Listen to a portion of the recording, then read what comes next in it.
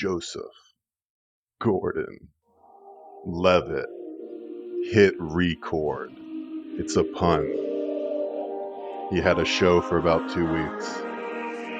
Anyway, punch in, boys. We got 2 hours on the clock.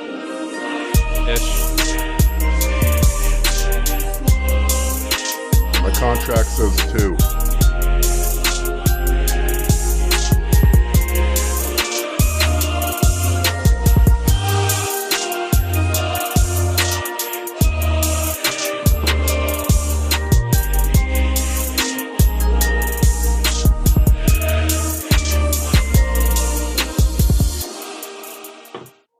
Perrier and Diet Coke.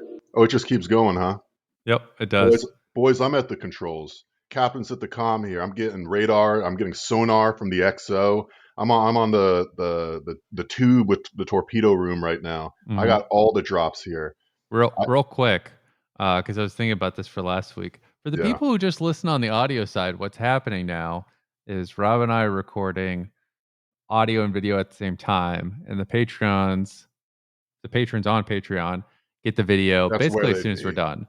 Fucked up if they're not there. I don't know what they're doing. So if you are just listening through the normal podcasting app, you're hearing the audio from that. So if we're referencing motion or anything, that's what's occurring. I realized last week I was like, I automatically defaulted to thinking everybody else could see the camera too. So if you can't see, I mean, I think people understand theater of the mind. I'm 7 foot tall, alabaster skin. I'm clothed in resplendent robes. I have bright golden celestial locks and azure eyes that carefully scan the length of the tavern before ordering an ale from the barkeep. Everyone has to roll for initiative or get really horny. Or get really horny. No, that's I feel like that's the default setting. Yeah, I played Dungeons and Dragons with Marks Madness, the Marks Madness pod. I played D&D last night. They've been doing a campaign for a year with listeners of that show. And I was there early on as Virtuo Songfisher, the most annoying lib in the world, who just thinks it's the Curse of Strahd. I don't know if anybody knows what that is. But long story short, I found all the murders my D&D party was doing objectionable, and so I recused myself from taking part. And then so I stepped out of the campaign, and then I guess they got to Strahd's castle last night, and my character made a reappearance as a middle manager in the Strahd organization, where in the time since he has just been. He found a good employer. He's got a good apartment in Strahd Castle. He's dating his planar summon, which it's okay in the Forgotten Realms. They're not real people. They're just so if you summon them, you can do whatever you want to them. So he's got his questionably consenting planar summon girlfriend. He's making good money. He's got the best armors, and so there's a big climactic fight that ended in him being banished to the Nether Realms. So, I did my part. I played my role in a slightly ideologically tinted D&D campaign. But that's my fucking weekend. What about you? I helped. I mean, mostly I just try to recover from the week at this point. So a lot of Genshin lately because it's free. Chinese Breath of the Wild MMO-ish thing. I don't know how to describe it. It's fucking incredible though. For what it is too, being free and everything. And I just like the Breath of the Wild, being able to explore similar graphical assets kind of thing, except actually built up into massive cities and stuff. And it's just, I don't know, it's scratching the itch right now. But outside of that, I was helping a coworker who's looking for cars. So we went to a Subaru dealership and did that for a little bit, which was... Bro, there's still Subarus around? I mean, that's all the Northeast runs on, as far as I can tell. I thought Subaru was like a Northwest thing. And a Northeast thing. Because it's that whole, like, the default all-wheel drive is what solidified them in both of those regions, right? People who didn't want trucks, but they're like, you do need all-wheel drive in Massachusetts. It just snows so fucking much. It's like a huge issue. It's like, yeah, so that made them super popular here and in the Pacific Northwest, and now they've just sort of like built into that niche. But it's every third car on the road is a fucking Subaru. Trucks and Subarus. That was really cool when we were in Staten Island during that blizzard, and we're in that car, and in order to get to the place we were staying, which it's filled with hills, you just couldn't. Yep. You just And I have were in all-wheel your, drive, and it you're just still was just like, looking. whoo. That was dope. Yeah. The only reason we made it at all is because of the all-wheel drive, and that was after searching for every single. We circled the giant hill to find the least steep grade to go up before barely making it. I felt like a real fucking explorer. That's a highlight for me. I fucking hate driving in snow. It's such a shit show. But yeah, I took him to look at cars, which was its own hell. I thought we were just doing a test drive real fast, and then he got into a whole back and forth with the dude, and I was like, this is every aspect Why of is this that sucks. bad? I don't drive. My license is expired, and that's a Florida license, which canonically, because it's all just retirement people that have no concern for the safety of others, the Florida license lasts longer than anywhere except maybe Arizona. Arizona, yeah. Yeah, so Arizona's lasts until you get to 52 or 53. yeah, However long that is. So my Florida current you get like license a lasts, decade or something, right? yeah, my current one lasts until 2050-ish with the one from Arizona, which I'm going to have to switch because I'm trying to get my car figured out here in the state. Having a car Um, seems like a real pain in the ass. I don't know why people would buy one or want one, because other than total everywhere necessity. outside of like 3 cities forces you to. Yeah. Yeah, well, move to our perfect Sterling cities. It's Oh great. no, they're all of those cities fucking suck. And it's not like the public infrastructure is being taken care of. It's not like you can be like, you know what, move here. The subway's definitely going to be running smoothly as if it was now for the foreseeable future. You'll be good. But I am discovering, I shouldn't say discovering, but Massachusetts has more aggressive, like nitpicky regulations on everything than any place I've lived so far. Um, Yeah, except well, that's your favorite. That's your gal of the except week, maybe Elizabeth Germany. Warren. Your Yeah, number right. one fangirl crush, It's Liz just Warren. it's one of those things that like every time I Liz, interact I with don't them, think she's that bad, Warren. every time I interact with, I think like this is why people bitch about regs. It's stuff like this regulations. It's like it's these small. It's like the Thank you for specifying for all the people that were just like, I know why people bitch about regs in the weed sense. oh no, I was also just thinking military regs are totally different. Right. That was your clarifying point. Is that too many people were going to think that you were referring to the USMJ or whatever That was more USMC? from that was from my brain, not the Yes, listener. I very good. I Yeah, have stopped even realizing they're there anymore. So this is just for my own fucking that's a good sake. move. That's a good move. That's the best way to do it. No, so it's Sorry, continue. I get why people bitch about it so much because it like it's a really clever sleight of hand that happens where the conservatives have realized the like day-to-day local government bullshit that you deal with is irritating and most of it doesn't fucking make sense. Like why are car inspections in this state so much worse than they are in other states? Because that only fucks over the poor. Because guess whose cars always pass? Rich people because they have new cars, right? So like the more stringent an inspection is, so long as it's not literally like don't spew fucking death smoke and don't have a car that's actively collapsing. Anything above that is you're just fucking over poor people, right? Saying like, yeah, your car runs and it's not doing too bad on the emissions side, but we have these other little nitpicky things that are going to require $3,000 for your car fixes, and you just can't drive it otherwise. And it's like you're just fucking people over at that point. And it's again, it just ends up becoming a regressive tax because it only fucks over poor people. Those are only people driving cars that are on the edge.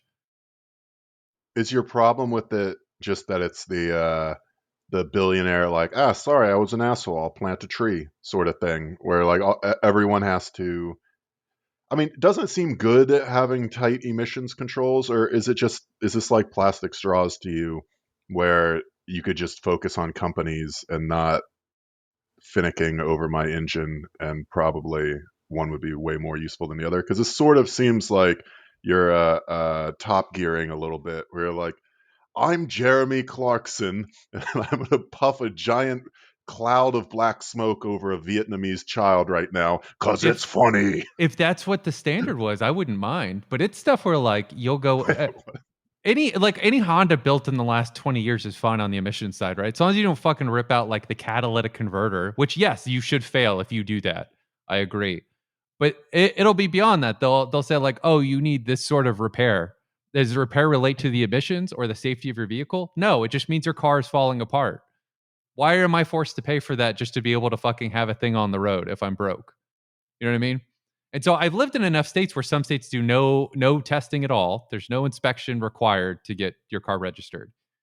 I honestly love that. That's nice. But I get the baseline testing, which is what most states do now. It's just to like, is it falling apart? Or like actively, like, is this a death trap and Mhm. or spewing black clouds of smoke? No? Okay, you're good. Mass is a few steps up to the point where something that passes in all the states around here will not pass in Massachusetts. Right? That's what I'm saying. Like, it's the additional level where now you have to go like, okay, so now I have to jump through all these additional hoops. And as I'm explaining this, you're probably thinking, this sounds fucking stupid. No one cares. That's sort of the point. That's why people bitch about regulations. It's these stupid, nitpicky things that cause problems in your life. And then you go like, oh, that's why I hate the big government. Federal government regulations are bullshit, even though you don't interact with them day to day. Those aren't for you. You know what I mean? Like, You basically can't complain about regs without sounding like a far right small business tyrant or Lenny Bruce. right. You really can't. Even though You they're can't right talk. about half You the could time, a try. lot of them You are could fucking try. stupid. I'm with them. Half of the fucking like daily local regulations are so fucking stupid, and most of them are built as a NIMBY thing too. A huge portion of the What's a local NIMBY? bullshit, not in my backyard thing. Like they're built to protect the local wealthy people who don't want anyone to like build or move there or anything too different to be around. It's like, yeah, that's all horseshit. It's like HOA stuff. Like that's all bullshit too. I agree. That's What's HOA? a homeowners association. All right. You buy a house and they tell you what to do with it, which like, yeah, fuck you. Yeah, it's not that they're telling you what to do with it. It's that they're telling black people what to do with it. It's really what you're paying for. Well, I mean, they do both now. They also do really dumb things like in some states in the Southwest, they've told people they have to have grass lawns and they start fining you.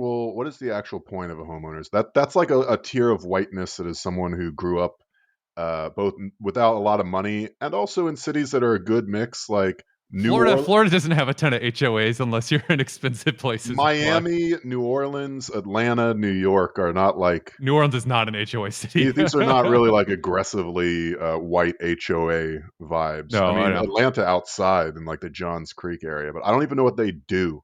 The point is to keep the property value high, Okay. right? And the idea being it's a like weird perversion of like a 50s thing of to keep the property value high, we're going to make them seem semi-homogenous. Everybody's going to hit these standards, right? And some things are like, yeah, maybe you shouldn't leave 5 cars resting out on your lawn. Yeah, Well, how are you supposed to deal drugs then? Where are yeah, they I going to agree. park? I agree. It's Where are they bullshit. going to park? How do you think we pay for the house? But then they'll do stuff where like they'll harass you if you don't mow your lawn frequently enough, even if you're out of town for a month or traveling or whatever, or you got sick or injured or What are something, the dues for then? Isn't it just for for them to manage all that. shouldn't they be mowing my lawn if I'm paying? I That don't would be know. nice, right? Whatever. They take care of the public areas, the community areas, excuse me. HOAs are bullshit. Like That shit's lame. I get the concept. They're fucking dumb though. They don't work. It's just weaponizing NIMBYism, essentially. And it's like, yeah, that's not good. It doesn't work out well. I'm very happy for everyone in their homeowning association. I'm very sad that your car has to make the lofty standards of Massachusetts. I am too. I like buying beaters. I like having a car that barely runs on the road. I Fuck think the having a state. car Fuck that the state pollutes. for fucking Why telling don't me you I do can't your do that. part? Why don't you do your part to save the environment?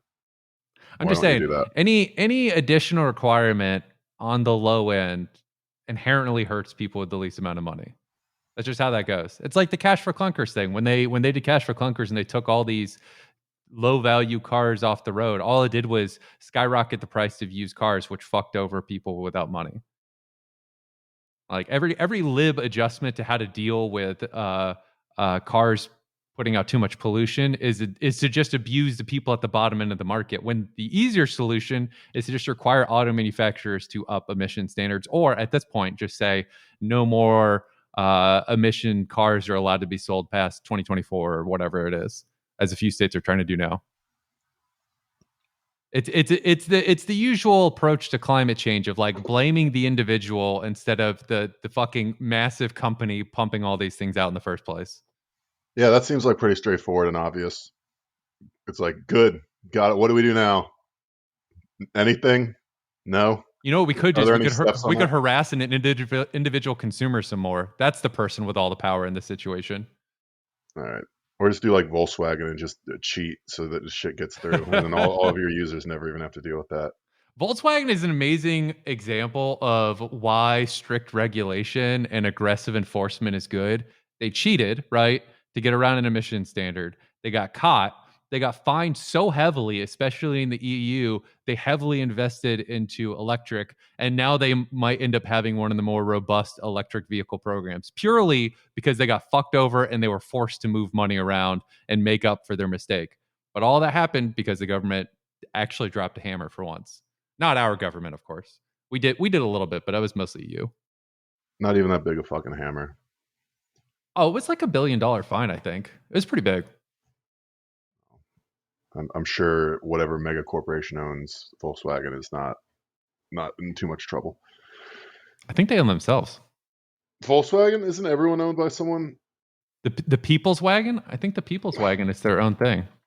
Well, again, I'm very happy for them. Did anything happen in your life other than going and complaining about about the regs at an emissions control center in Western Massachusetts? Oh no, that was just weird. I was just helping this dude look at cars.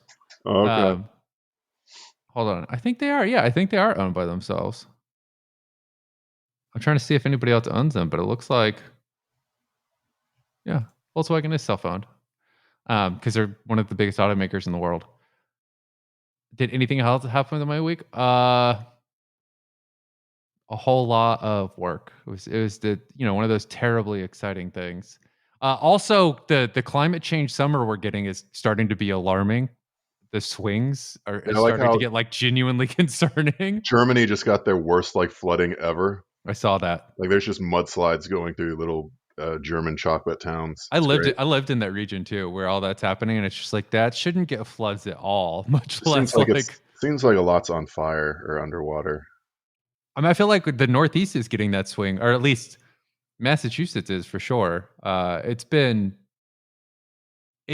it is noticeably weird now, where it's going from hot, humid day, and then 2 days later it's severe thunderstorms. And severe thunderstorms to flash flooding shouldn't be a normalized thing in every single state in this region. But you're a As a constant. meteorologist. Why? Isn't that what happened? That's the only way. Isn't it a necessary condition for flash flooding to have severe thunderstorms? It seem like they Yeah, should no, go the other way. I'm saying the Northeast shouldn't be pumping out this many severe thunderstorms this frequently. That's the part that's surprising. Without like a cold front or anything coming through. Where it's at this point, the summer here is closer to a Florida summer, where it's sunny, hot, humid, and then once it gets hot enough, it just explodes outside and it just rains like crazy. Yeah, that has been the last 2 weeks of New York. This is Yeah. excellent. Multiple tornado warnings lately. I'm just saying. I feel like this is the first summer I can think of, or at least the first season in a minute, where I've been like, oh yeah, I actually am feeling the climate change effects on a week to week basis, right? You can say these are the effects, right? You don't have to be like, you know what? These are just part of a broader This is trend. not part of a Are we yeah. are we on the one-to-one like, oh yeah, we fucked up, so this is why this is happening. Yes. Yeah. This is this summer in basically every part of the country. That is what's happening. It's massive extremes everywhere. I mean, Death Valley hit their highest temperature ever recorded in the last, I think, like 40 or 50 years. That was pretty recent. And at the same time, there was massive floods happening in other parts of the country. Like we're in it now.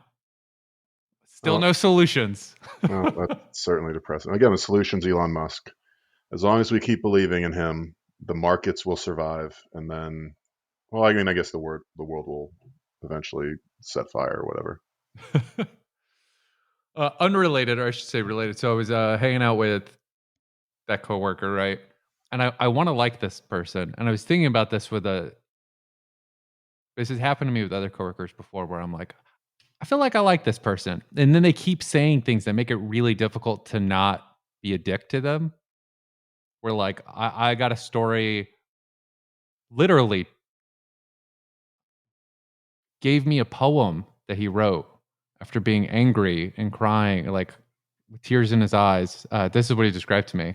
What are you talking After, about right now? I don't understand the words you're saying. yeah, no, I know it was a weird moment for me. I'm hanging out with this dude, and he's fucking like we're just bullshitting about politics, and he tries to tell me about a poem he wrote, and I was just like, I don't know how to respond to this. This is a fucking. I just want to call you gay and move along. I gotta say, I'm on his side in the interaction. I just What shut the fuck up and let it go. What's the But problem? He wants to share a poem. Look, I went to look as someone in an MFA program. This doesn't really, this doesn't move the needle for me. So, wait, so yeah, is I mean is that's this fair. story? Is this story? I met a guy who had a poem. It's that he felt it was appropriate to share his poem that he wrote for politics. I don't know. It was a That political combo, poem. that combo is just fucking gross to me. Wait, so you're hanging out with the person you like, and they say, and they have politics that presumably are aligned enough with yours that they feel comfortable going. Ish, yeah. I'd like to share a poem I wrote about politics, sort of in like a very 60s and 70s revolutionary. I wanted to share a poem, and you went boo too earnest, and then went on your podcast and complained about it. I One, again, I did not. I did not get told this I'd story like to share sucks. it. This If story is just someone opened up to me. You've prefaced the story by, uh, sometimes people do stuff that really makes you're trying and you just don't like them. The thing here, what the pronoun refers to, the it is opening up to you and sharing a creative moment. yes, That's the story. Excellent. correct. Yes. Fuck them. How was your week? Oh, I'm just on the person. So, what was the poem about? What was I the don't poem know. about? I just I toned You out shut as it soon as I down. started. Oh, I You didn't shut. shut it down. Again, I at no point was I asked about it. He just launched. I was just like, oh, this is what's happening now. Okay.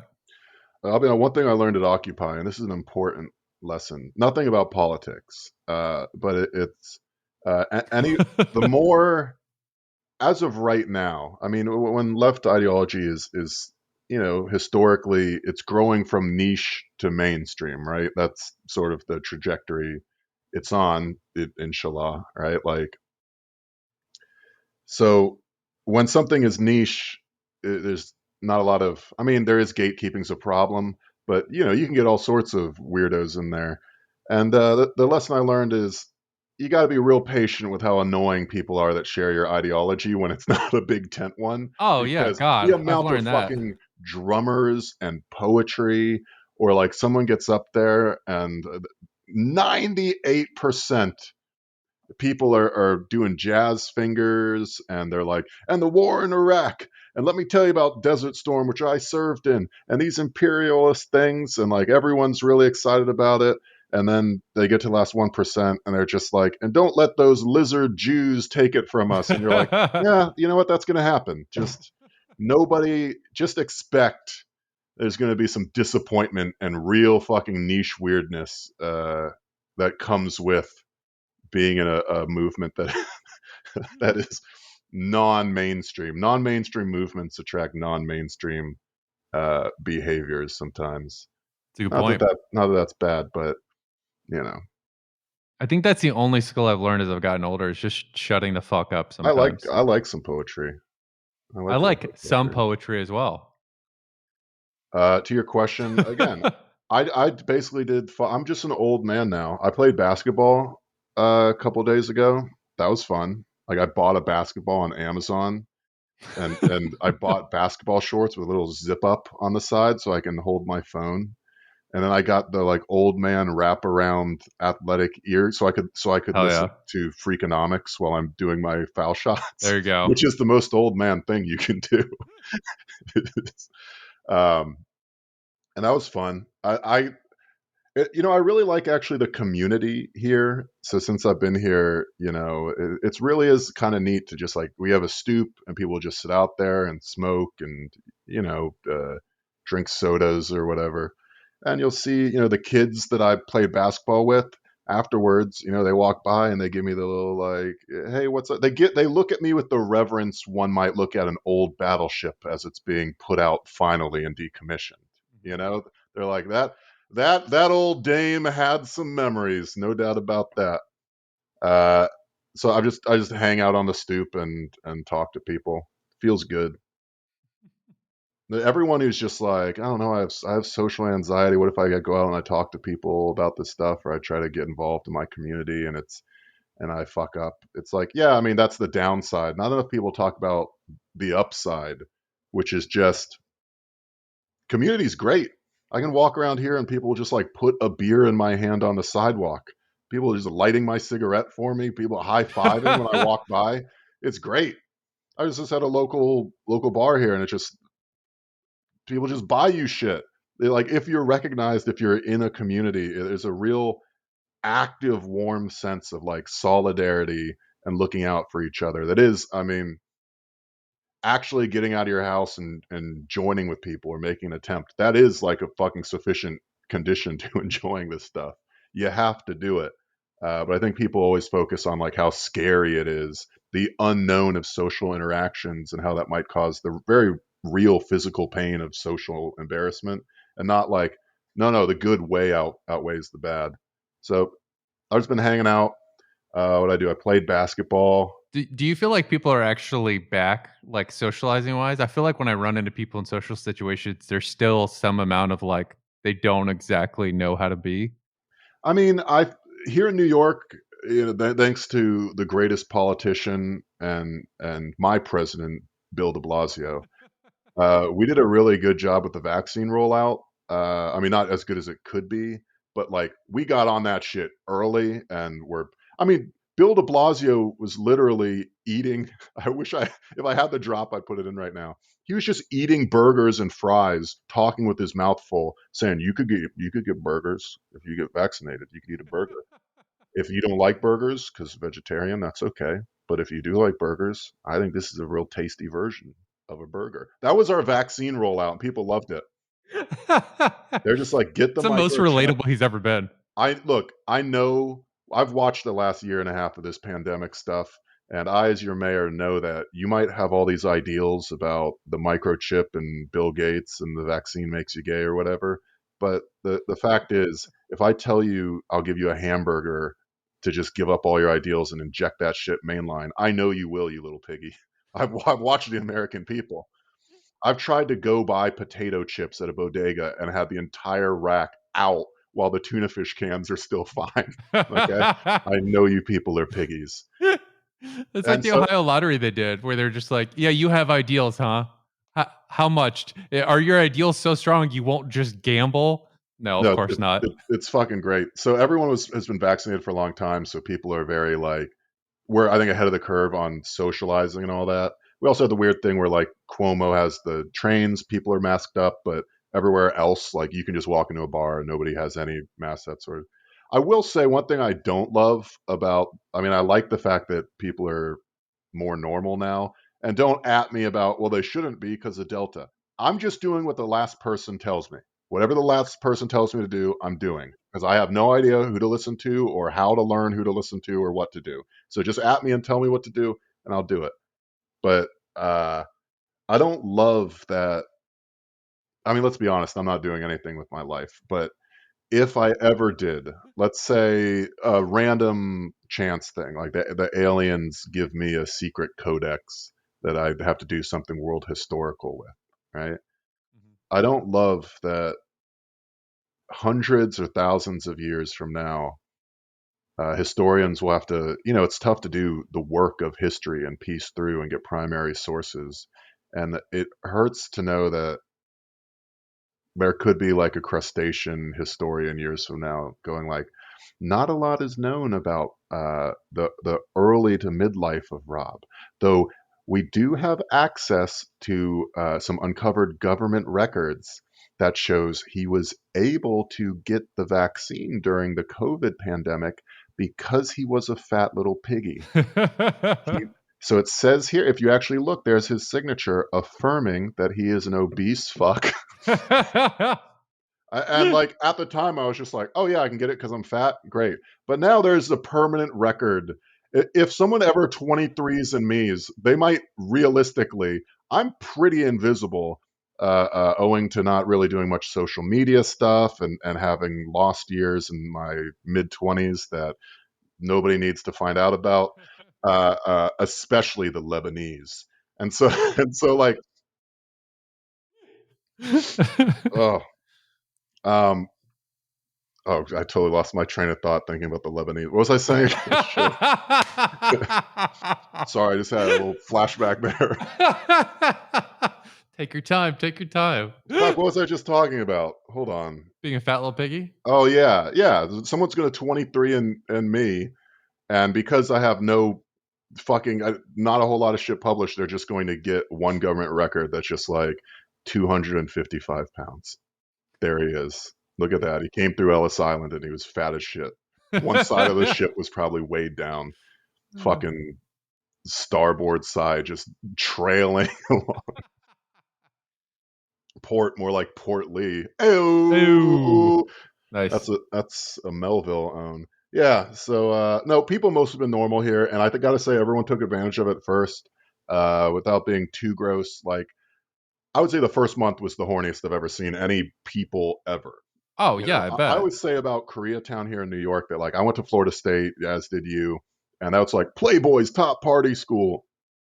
And then you go to 32nd Street here in New York, and it's just like it is the drunkest I've ever seen anybody.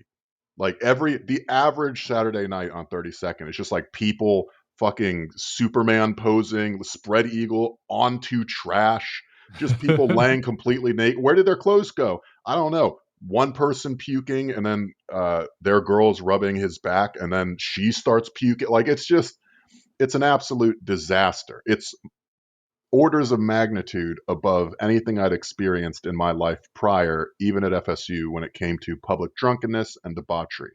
And I have to say, the first month or two after vaccines came to New York, it was that, but for horny. I've never seen some of the shit. It was just like everyone had forgotten how to socialize, but were too horny to care. So people were just literally walking up to you like, "Hey, you want to come back and fuck me and my girl?" Or like, "Hey, who here want you guys want to do an orgy?" You're like, it was fuck. You go to parties and people were just like, "I have no time for anything anymore. Who wants to do coke and suck dick right now?" Like it was, and so like that was a lot. I'll be honest. That was a Too much. too much for me. That was like, and everyone felt that pressure to like go out, and I think they overcorrected. Yeah. And now I think, at least for me, I'm back inside. I'm spending more time on YouTube watching shit again. It's More been time, normalizing. more time watching. Oh, go ahead. I was just say I was asking because I went to a happy hour this week, like a work happy hour, and that's the drunkest I've ever seen people at a business event in a while. Everyone People got are going hammered. hard. People are Yeah. overcorrecting as they come out. And I was just like, this is a professional event, right? And it's just blitzed across the board. I mean, part of that might be because it's cannabis people, but like I couldn't tell. Well, it's also been some of these people have been drinking alone, like, oh, red Yeah. wine, and not realizing that like the way you drink when you're on your couch with like TV is different than when you are now out in a physical space with people walking around and navigating. Yeah, dial it the fuck back, guys. Or don't. Fuck it. Time's short. I mean, Make me deeply uncomfortable at a party. That's fine. yeah, all someone has to do Who gives a to shit what I do think? that is like say the wrong thing about vinyl. It's true. That is Yeah, true. have a wrong opinion about the Dodge Charger, the Ford Volt. Ford Volt. Yeah, no, I just sit inside now. I have to do a correction. By the way, just Uh, as a quick aside, I love that you've become such a New Yorker that even just like the thought of car talk, just it just you glaze over and it's like I I don't can't possibly connect to this. I don't know what to say because I it's funny. I actually the other day when I was walking around, Everyone else outside of New York has some opinion on cars because you are I forced to consume them. I like look I like cars as an object and concept. And look, I drove car. I had my little Rob mobile that I would drift around South Florida. I drove up A1A every single every single day, just on the beach. I had You plenty of sound like good driving an old rich experiences. white lib talking about black people. I like black people as a concept. Back in the day, I had a black friend even. Look, I don't experience a lot of car culture here. No, I know. I'll put it that way. I It's would, fair. to use your analogy, I would need a version of the Genius website to just like annotate what any of this stuff means. I don't know what a carburetor is. If you said point to the carburetor on this car right now, we have your mother hostage. I'd be like, Mom, I love you. Let's roll Mom. these dice.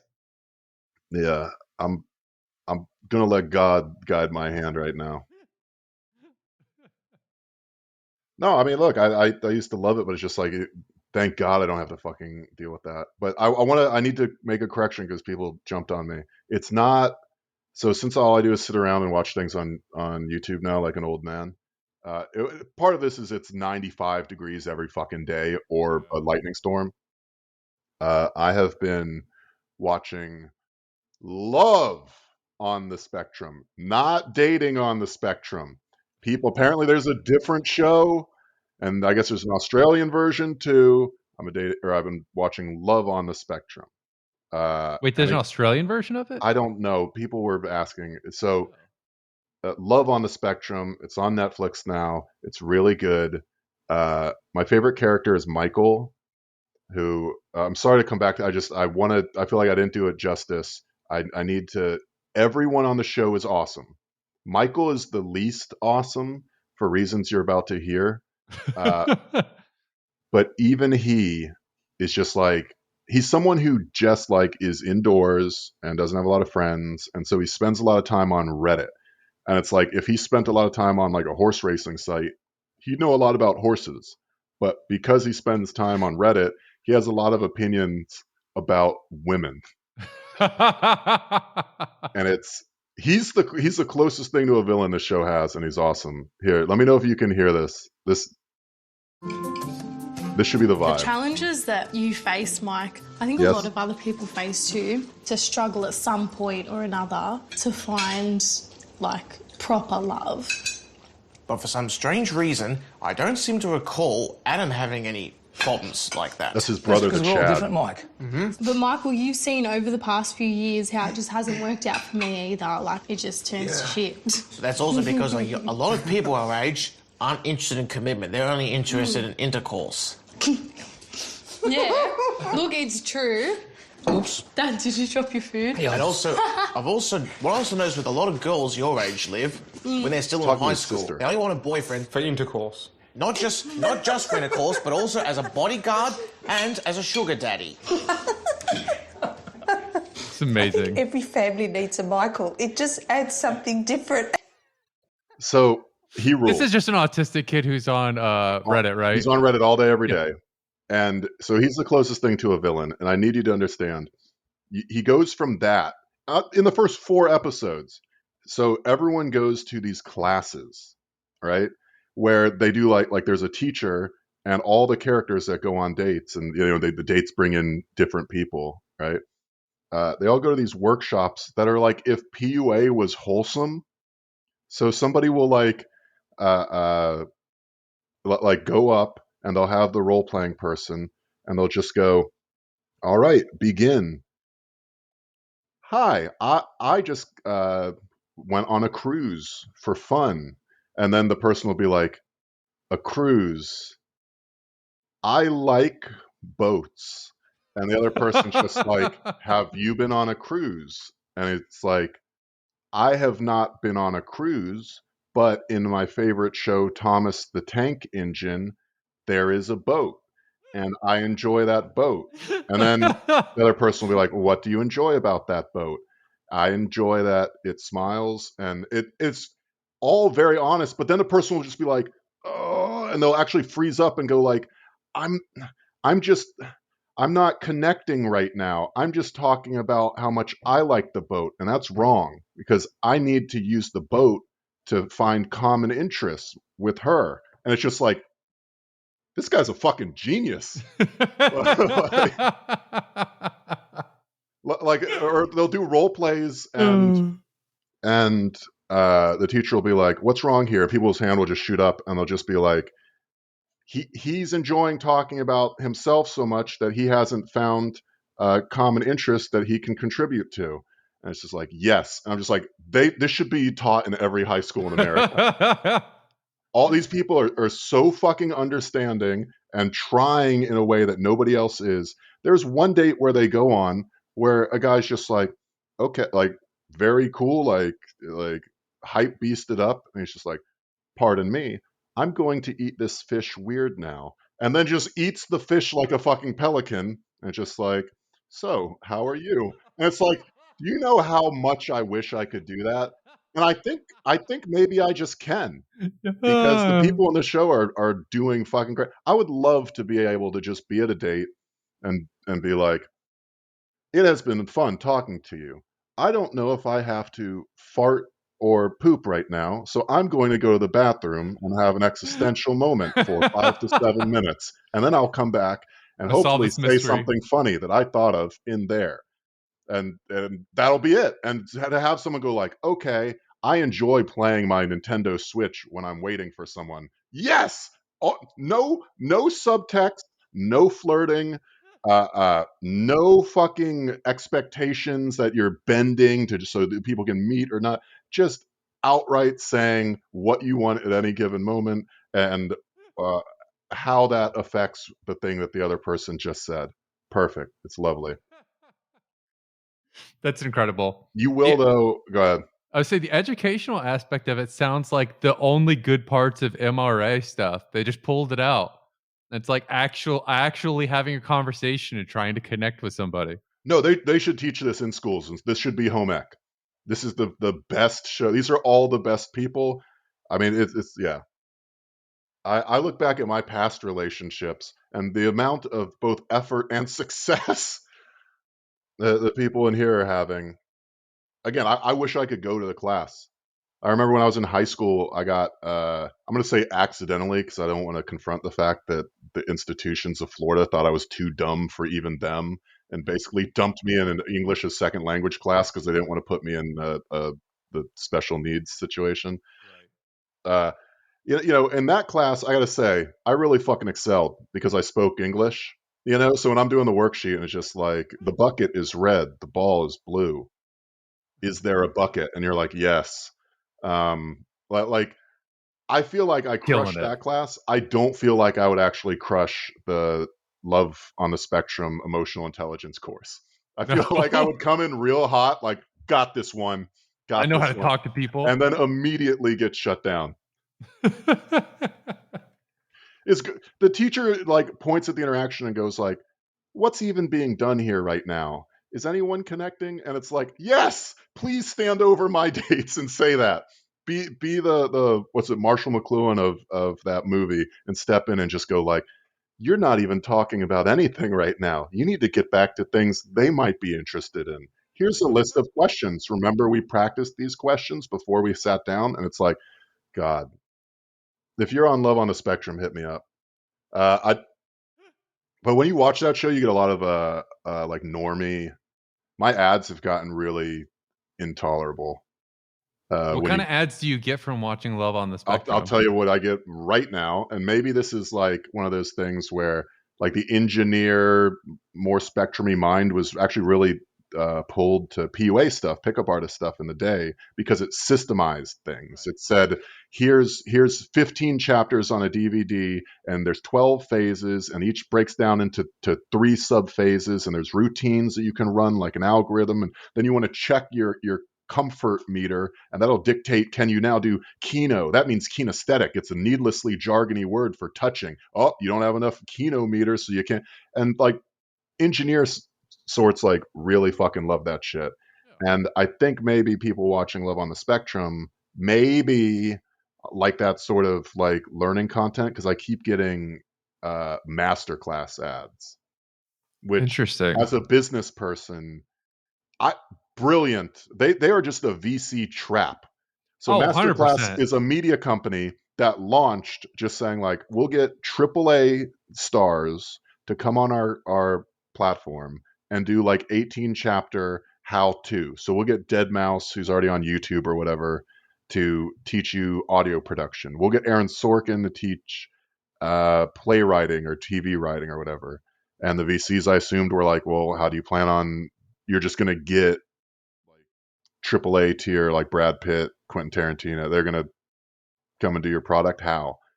And brilliantly, the answer is just throw unlimited money at them. You can just buy them. It's just like any other thing. And because VC funding, as far as I can tell, is basically bottomless, that solves the problem. Like, you have unlimited of the thing that is required to make it happen. So there's just now 1 million masterclass ads. You've never seen those? No, I have. I know exactly what you're talking about. It is a VC trap. It's incredible. Those classes don't ever actually teach you the thing either. Like Sorkin's class or whoever's, they don't actually do a master class. It's basically like, what if you got one 30-minute lecture of an overview of this thing? And it's like, what if you wanted to learn it? Tough shit. You got a famous person to talk about it for a minute, though. They're running out of fucking, I don't even know what they're about. So here, let me know if you can hear this. Literally today, this is what it reminded me. I got an ad, and it's Masterclass Neil deGrasse Tyson. But he's not even, he's literally doing this. Hold on. Can you hear this? Okay. It's just, the ad is just, I've talked about space. Probably more than any human alive. Because space is imagination. Space is possibility, not just out there, but in here in the mind. And I'm going to teach you how to explore that space. Human possibility. And I'm like, what is this class about? What even is being taught anymore? It's not space. It's just bullshit about, like, science has become the religion of libs, such that, as far as I can tell, this masterclass is just, they shot the money cannon, and he's like, I'm going to teach you how to think like an astrophysicist, which is just nonsensical. Like, if that book is something that should be like sold in Reader's Digest, and now he's just doing a fucking masterclass on it. These things are, it really is the fucking, like the Space Jam ads that are, well, you know what? There'll be a lot of IP you recognize. That's good enough. Shoot a VC cannon at some celebrities, have them record 18 chapters of literally anything, and you're fucking done. Well, yeah, I mean, the masterclass now is just, they're just stripping out all the other bullshit. So it doesn't even have to be about anything. It's like the Tony Robbins shit now. Listen, we know exactly what kind of idiot you are if you're paying for this. So here's what we're going to do. We're going to give you a famous person. They're going to say some vaguely uplifting shit. It won't actually make sense if you think about it. But if you don't think about it, it'll sound fucking mind-blowing. Now give us your money. I got to say, I have to cop to this. I love all that self-help motivational stuff. I definitely was on I'm on David Goggins, I'm on Jocko Willenick, I was on Tony Robbins. I did Unleash the Giant Within. I've done, like, the book with the audio tape where there's worksheets, where it's just like, today we're going to start with affirmations. If you're ready to feel empowered, say I. Now we're going to get our notebook. This isn't just going to be a notebook. This is going to be a tablet upon which we inscribe our new goals. So we're going to take our tablet, and we're going to take our chisel. And if you're ready to set some goals, say I. I think I heard you say I. And you're like, yeah, okay, let's go. Okay, now we're going to put goal 1. What's the thing that's wasting your time? Put goal 1 right now on the tablet. And you're there, like, in your dorm room, like, stop masturbating so much. And it's like, that's now in stone. And there's just something about the way he says. I hate that shit, though. I mean, like, from an entertainment perspective, I get it, but like, it's like a carnival bar. As someone who likes the Who's On First, like, vaudeville stuff, there's something to. I don't love everything he does. I think he's had some duds. The way he harasses his staff is pretty funny. The way he did a documentary about himself that featured his housekeeping staff all lined up in their uniforms in his front driveway, and they all clap when he arrives, and they all just, like, weep like North Korea propaganda every time he drives away with his family. That's in the documentary. It's amazing. So, like, I love that sort of. I have a broken brain. That's why I listen to fucking K-pop. Like, it's just anything to do the endorphins. And there is something to all that, like power pose, bright music, force yourself to smile, cold shower, fucking whatever you can do. There's probably a little bit to it. So I fall in, and whatever new masterclass fucking ad comes out or whatever self-help thing, especially when you're just like, if you're just smoking weed and laying in bed at like 2 a.m., that's the best time to consume motivational content, because there's no risk of you doing anything. The problem I have with them is it's like the fucking artifice of it is it's just too much. No, the more the artifice is exposed, the better it is. So like masterclass early on, that argument I get really was like, is Deadmau5 is going to talk to you about like ionic scales, and now it's just literally like, hold on, what is making a relationship? A relationship is like making a molecule. It's like science. It's two atoms meeting in space and time and forming a bond. These are the bonds that make us human. I'm going to teach you in this class about forming, sustaining, and growing bonds. My name's Jeffrey Epstein, and this is my masterclass. They're all just like the further they get from like hard skills, the more it's absurd, and that's it becomes nonsense. Whereas, and I have to be clear about this, Jocko Willink and David Goggins, unironically, prima facie, are funny as hell. Do you know Goggins, right? Vaguely. So okay, so here's the two. I'll start with Goggins, right? Or no, maybe I'll start with Jocko. So Jocko's one of those, like, he goes on Joe Rogan. Yeah, Jocko I definitely know. He basically looks like me when I buzz the hair, right? I'm in a weird part now where I'm like I'm growing, but I can't decide what to fucking do with it. But when I'm buzzed, that's what Jocko looks like. Just giant fucking, like, you set the jaw and chin slider to, you had to download a mod from the Nexus to get the jaw slider you needed. But so he's a former Navy SEAL, and he's one of these guys that all of his answers are basically what Joe Rogan would want him to say at any given time. I love that the arc of Special Forces is now like, it used to be like clowns who survived cancer would do the moto circuit, and now it's just all guys that murk weddings in like Yemen. They all have to come back and write books about how, management is just like the battlefield. And so Jocko Willink has a podcast. I enjoy, again, unironically, I enjoy it because people will write in and be like, so me and my girlfriend are going through a lot, she's pregnant, we're not married, which, like, because we don't believe in that, but we are planning to raise the kid, but now there's been some infidelity, and where my head's at now, I wonder, is that where my head's going to be at 5 years from now? And Jocko, I wonder if you could say anything about like mental strength. And every single time he's just like, the mental game is tough. It's just like people are just listening, like they're listening to like Kratos. And he goes, let me tell you about, I don't know why he became the Joker for a second there. You want let me tell you about what makes you tough in the mind. The mind's in the body, and when you're tough in the body, you're gonna be tough in the mind. If you're doing jujitsu 5 days a week, you're not gonna be thinking about being cucked. You're gonna be thinking about jujitsu. If you don't know how to shoot, how do you have the confidence when someone talks to you on the bus? Like, literally, that's sort of like sheepdog fucking shit. His famous thing insane right-wing shit. Yeah. His famous thing is like good. He's the guy who like Bulletproof Coffee is made for. His thing is like, he literally tells a story. When I was in Iraq, shit would go wrong, and people say, "What do you need? Do you need guns? Do you need ammo?" And sometimes we would be out, and I would say, "No, we're good." When someone runs out of supplies in my squad, that's good.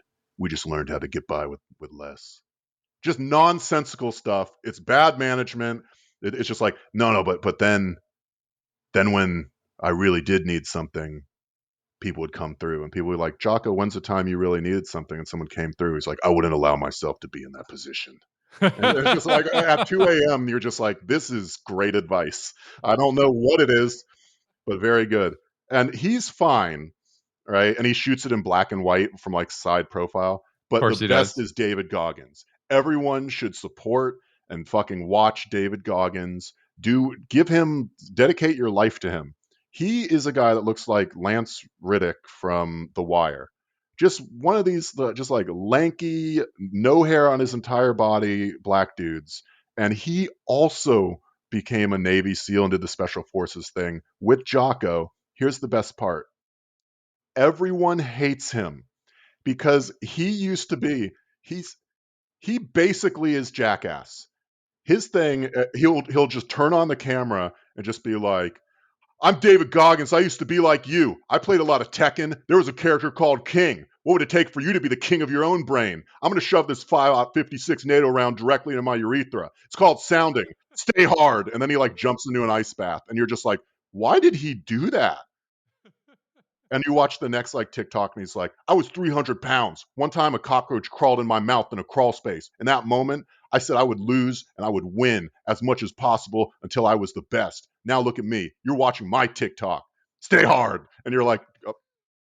And he apparently did like SEAL training and all that with the other SEALs guys and would wake up hours before everyone else to just run around their barracks. Like, I thought this was the SEALs, motherfucker. Are we doing this or not? And he's just so good at, I guess he did combat like 4 times or whatever, but he's just so good at channeling his self-loathing into calisthenics and cardio, basically, that he has just like a million books and all of them annoy the SEALs guys as much as the SEALs books annoy everybody else. He's like the foil to all of them, and he's delightful. I mean, that's great. Yeah, no, I fully support anything that gets those assholes going is a good thing. People will ask questions that are just like, hey, it's so much better. They're like, hey, Mr. Goggins, I want to take off my shoes and run 50 miles until I succeed or die today. But I have ankylosing spondylitis. It means it's like a disability. My spine is C-shaped. And he'll just be like, ankyloser spondylitis? Your spine still works? This is curved. That means you can roll on it when your legs get tired. Let's go. That's it. Every single day. It's delightful. I love that. I love anyone who irritates the fucking like weaponized veteran bullshit that's come out. Yeah. He'll just be on his run. He'll be like, that fence keeps the cows in, but it also means I can't run through that cow field. Not today. Stay hard. And you just watch him run and jump on a fence, get electrocuted, fall over, lie on the ground for a while, get up 32 seconds later, and then just keep running. He's the best man in the world, That's at least real entertainment. I respect that. He rules. To transition here, he's the best man in the world and the most entertaining thing in the world, other than what the Pope did this week. Which is? You didn't see this? Oh my God. Oh, you're in for a treat, Brett. No, I worked like 80 hours this week. I saw very little. Okay, so Pope Francis, out of nowhere, right? Actually not out of nowhere. So he just underwent surgery for something. So like he's been in the hospital. He's been under like the Pope. He's an old guy. He had surgery. He came out of surgery, stepped out of the hospital, and the first thing he did was kill the Latin Mass. Remember hell yeah. Latin Mass? Yeah. The Pope decreed that Latin Mass might as well be fucking liberation theology at this point. He's done what he's done what the church over the last like 150 years did to preference for the poor, and did it to annoying trad cats who like are doctrinaire psychos.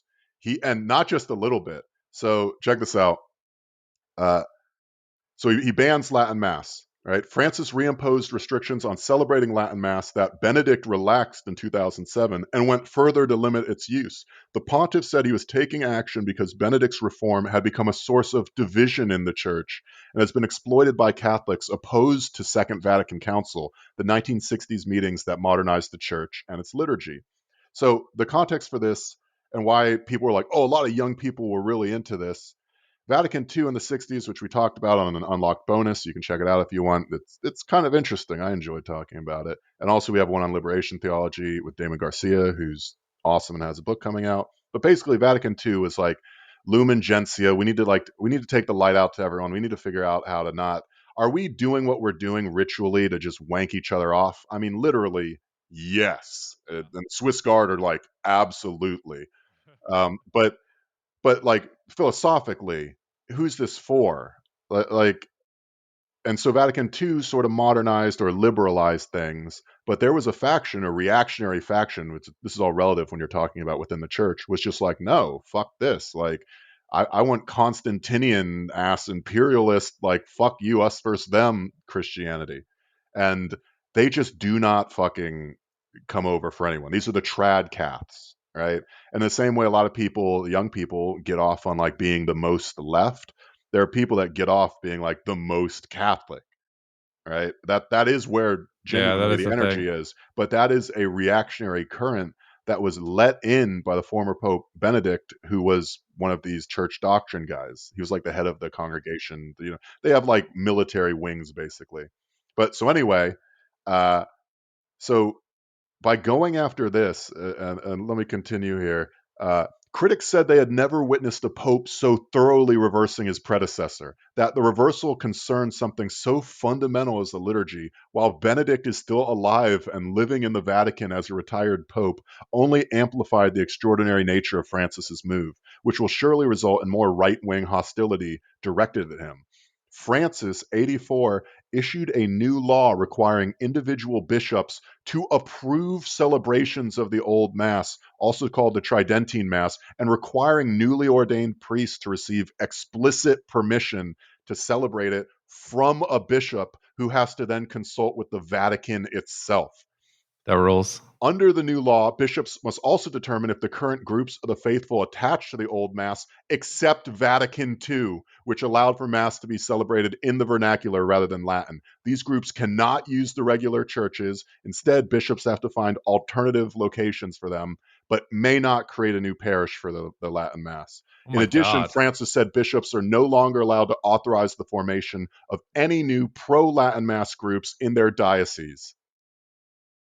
Damn. Francis walked in and said no Latin, like Call of Duty style.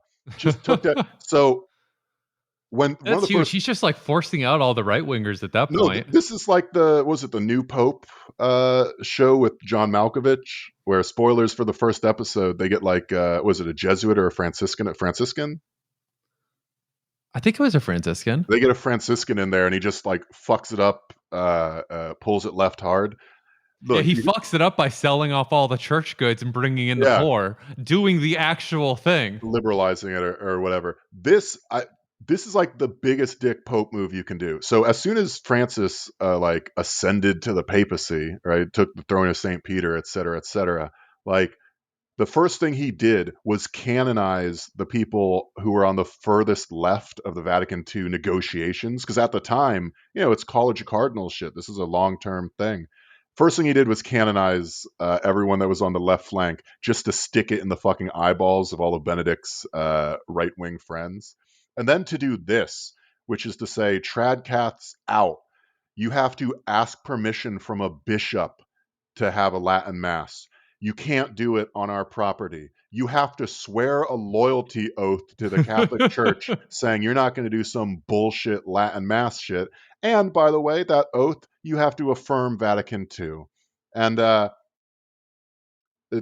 don't try to grow this, because the bishops will prohibit any new groups being formed. So this is like, he fucking burned out the root and salted the earth of the right-wing tradcat. This is something where like the Brunigs cannot possibly be happy about this. But you know what?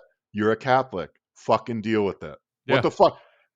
if this is your own fucking fate. That's how it works. I'm so sorry. This is like my Protestant thing, but like these are your rules. This is the whole reason you do it, right?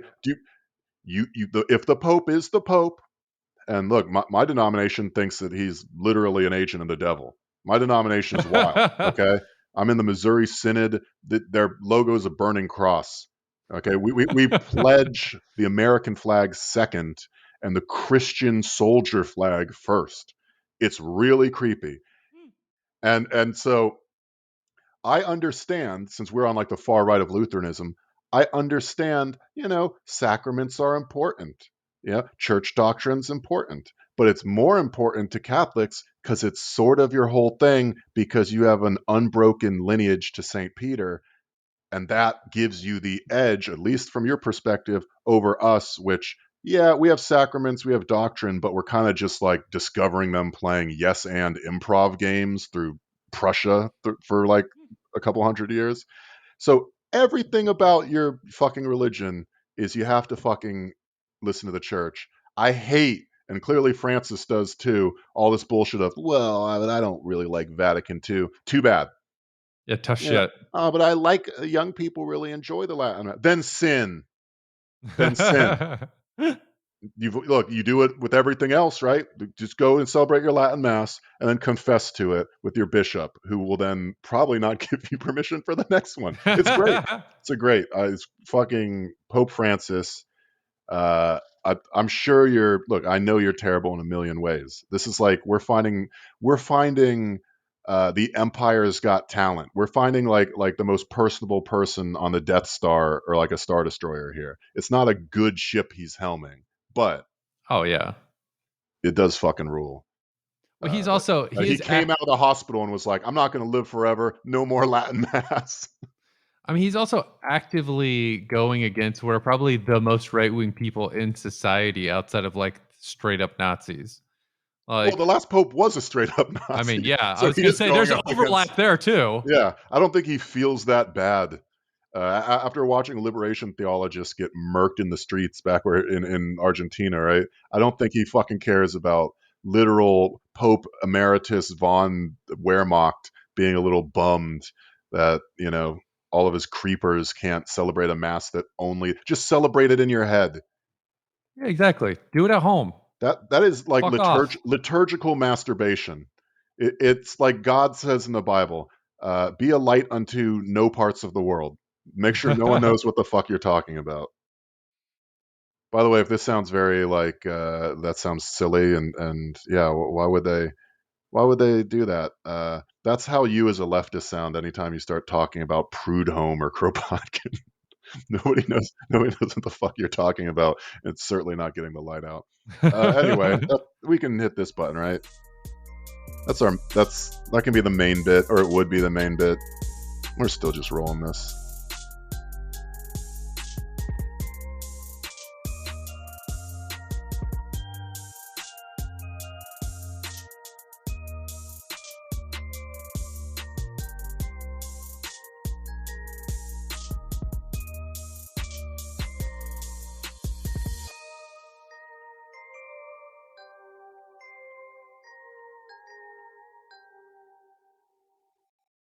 Delightful.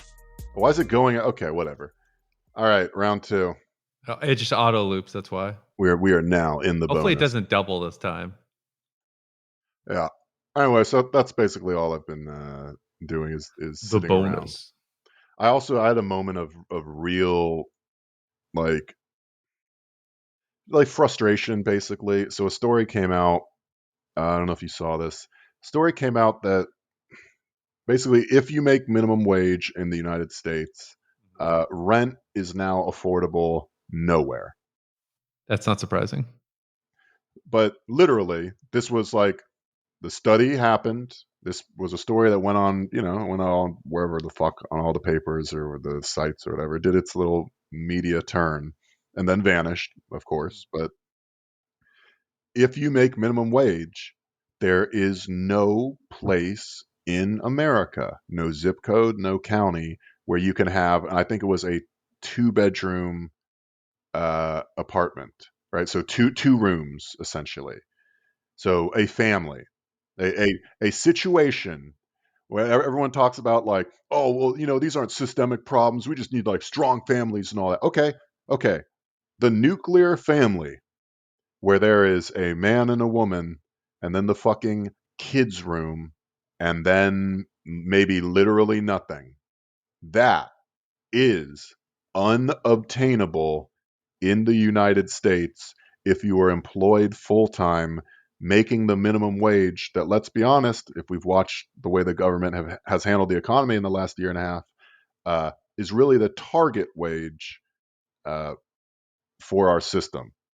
Like, if you are making minimum wage, you are likely to stay making minimum wage because of all of the top down pressures enforcing that, because we have such a shoddy ass fucking hollowed out, no copper wiring left, superstructural economic clusterfuck that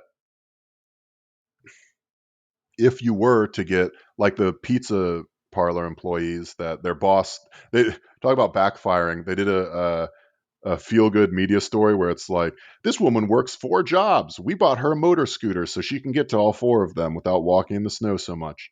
The boss at his pizza place didn't steal the value of his workers' labors for a day, and they went from minimum wage to like $73 an hour. Right? Like, if you actually got paid and like, it really showed the scope of how much you're getting ripped off for a lot of people. You know, but if you actually made that money, our system is so predicated upon extracting that value at the maximum, that all of this shit would just absolutely have paroxysms and spasm out and try to kill you. So just assume it's more likely than not for most people that their earnings are around minimum wage plus minus some fucking, what do they call them? Sig figs or standard deviations, right? Yeah. You can't live here. You got a job. You went to school. You did your resume. You interviewed good. You got the job. You work at 40 hours a fucking week. You can't live here. That's part of why there's been such a problem at the low end. Is everybody realized that, and then they went, "Why the fuck am I working these jobs? Like, I finally have a moment." Right? Oh, because I'm not trapped in the poor brain cycle of just staying alive, which is what we're saying is that you just can't even do that. You can't even stay in a house, right, or apartment or anything. Instead of being trapped in that cycle for a minute because you got stuck inside and there was unemployment, which was more than minimum wage, so you were getting more than you usually got paid. You had the moment to self-reflect and be like, yeah, fuck that. I'm not going back to that shit. And so, you know, when the fucking small business tyrants and all these other people want you to come back and work on the line and get paid nothing, say like, go fuck yourself.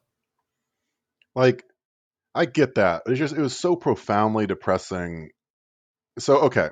So if you cannot live if you're at minimum wage, so that's a huge chunk of people. Even our like liberal, like compassionate economics, where we find what 5% unemployment to be, removing all unemployment wouldn't be ideal for the market, right? In terms of, what's it, Keynesian economics or whatever. You know this shit better than me. Yeah, full employment is I think it's like 3% is considered full employment. It might be sub 5 though. Once you get under 5%, that's considered a well running machine basically. And you want to always have like above 1%, just to make sure there's people who want jobs. Essentially, that's like the ideal for the market.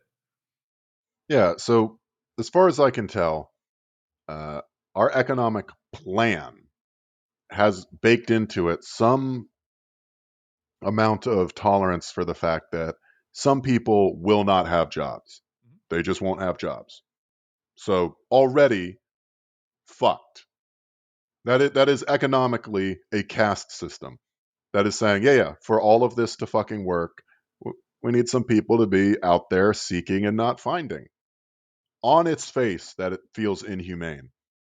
Like that has always felt not justifiable to me. Why do politics occur, period, if we're going to tie basic sustenance and survival to employment full time like this, and then we are going to say some of you will, we understand, be unable to get that employment and thus survival. We are compelling people into non-survival, which is as much state violence as when a fucking drone hits your wedding from 20,000 feet in the air. We're already deciding some people must receive state violence so that the rest of us can, see our pension grow on our Vanguard funds, and things gotta work. You gotta have some kids down in the train's belly twisting the fucking rods and whatever, Snowpiercer style. That's one of the inherent flaw. Well, one of many, but one of the big issues I have with the sort of like the neoliberal technocratic approach is they're doing it by the numbers and saying like, well, it's really expensive to do something for 100% of people. What if we only did it for 95% of people? Does that drastically drop the cost? Because then you cut out that like top tier outliers. And the answer is usually yes. And so what modern neoliberalism is, and what modern like technocrats do, is they negotiate how many people don't get a thing, and that's what is occurring, right? They're not negotiating like how good is the thing, how many rich people have to pay into it. They're negotiating how many of us get access to what they've already decided is a basic service. And it's the same thing they do with healthcare. They say like a certain amount of people not getting healthcare is acceptable. What is that number though? Right? Like they're just constantly finicking with like how many millions of people are we comfortable with having no access to healthcare? And that's the Obamacare debate. That's what like Biden does too. That's why the whole concept is fucking disgusting, because it's saying we accept as a baseline a bunch of you are going to get fucking destroyed by the state. We're just deciding whether it's 0.5% or 3%. Like, but fuck you all, because we're not in that group, and that's fine. Like, and acting as if that doesn't make you like that sort of evil bureaucrat that everybody imagines the Dems as, because like that's exactly what they are. You're the guy who says like, oh, I'm sorry, the rules require me to split you away from your children for some nonsense. And it's like, that is exactly what they're doing. They're saying like, oh, I'm sorry, the rules require that you die. Your sister gets healthcare, you don't. Fuck you. I don't. I could be accused in the past, and have been, right? The liberal thing of like, I don't understand why we have a government and the concept of basic services if we aren't applying them to everyone. Like, isn't like the public means government. That's what public things are, right? Like the public utilities and public fucking service. Like that's the government. And so shouldn't the government, if everyone has to submit to it or pay taxes or not pay taxes, but we all agree societally, even the people that are in your 5% that have to be unemployed or uncovered or whatever, if we all submit to government, but some people have to fucking shouldn't nothing be getting done until the basic, let's make sure we're not sentencing people to death with our ideological outcomes? You'd think that would be handled first. And I would say that to like people, and they'd be like, oh, well, I'm voting for Liz Warren because the thing is, yes, it would be great to not fucking kill so many people with whatever particular policy. But right now, you got to think about the whole system. If you shake the system too much and everything explodes, that could hurt way more people. It's always the trolley problem of like this, they simply must die. And that is what gets put on me is like, oh, you're just arguing with your heart. You're not being realistic. I say like bullshit. It doesn't make you fucking John Brown to realize that line of rational thinking is how a lot of people in this city were totally cool with slavery 150 years ago, right? Like, well, yes, obviously I don't personally condone it, and I hope we'll find a way in the new states to maybe see less of it so it doesn't spread so much. But economically, it's just one of those facts of life that we have to put up with. It'd be like giving women the vote. It's just the natural order, right? Like, this is why I've gotten to the point where I don't even have the debate anymore now. When I get to that, I just go, how's that all working? It's not. We've been doing your plan. Everything's exploding. What's your new plan? Idealistic. It's not idealistic to say, can we do does the human spirit have enough creativity and imagination and innovation in it to do a version of this that does not kill X% of our people by design, like a fucking cast of sacrifices that we are dragging to the temple? I don't think that's idealistic, but here's the thing that made me lose my mind this week. Now, the argument isn't even fucking intellectual or logical, because, okay, that's the system. We're now layering on top of it that even the people that do get the full-time jobs, they still can't live. If the whole arrangement was we're going to put sustenance and survival tied to employment, that's how you obtain those things, and failure to do so throws you off the cliff into the fucking abyss that is just right beneath any of us at any given fucking time. Whether you're afraid of it actively or passively, it is the thing undergirding so much of your fucking day-to-day actions. It's the Cthulhu monster that is already in your brain and that you've made peace with.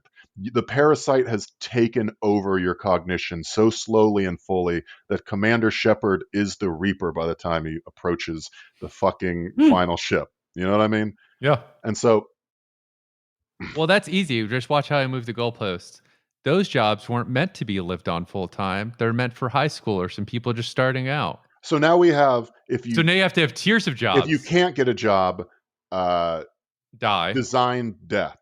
Now when you do get a job, intellectually, it no longer makes fucking even sense to do that, because they aren't coming through with the sustenance and survival part of the deal. You literally can't obtain shelter if you have the job.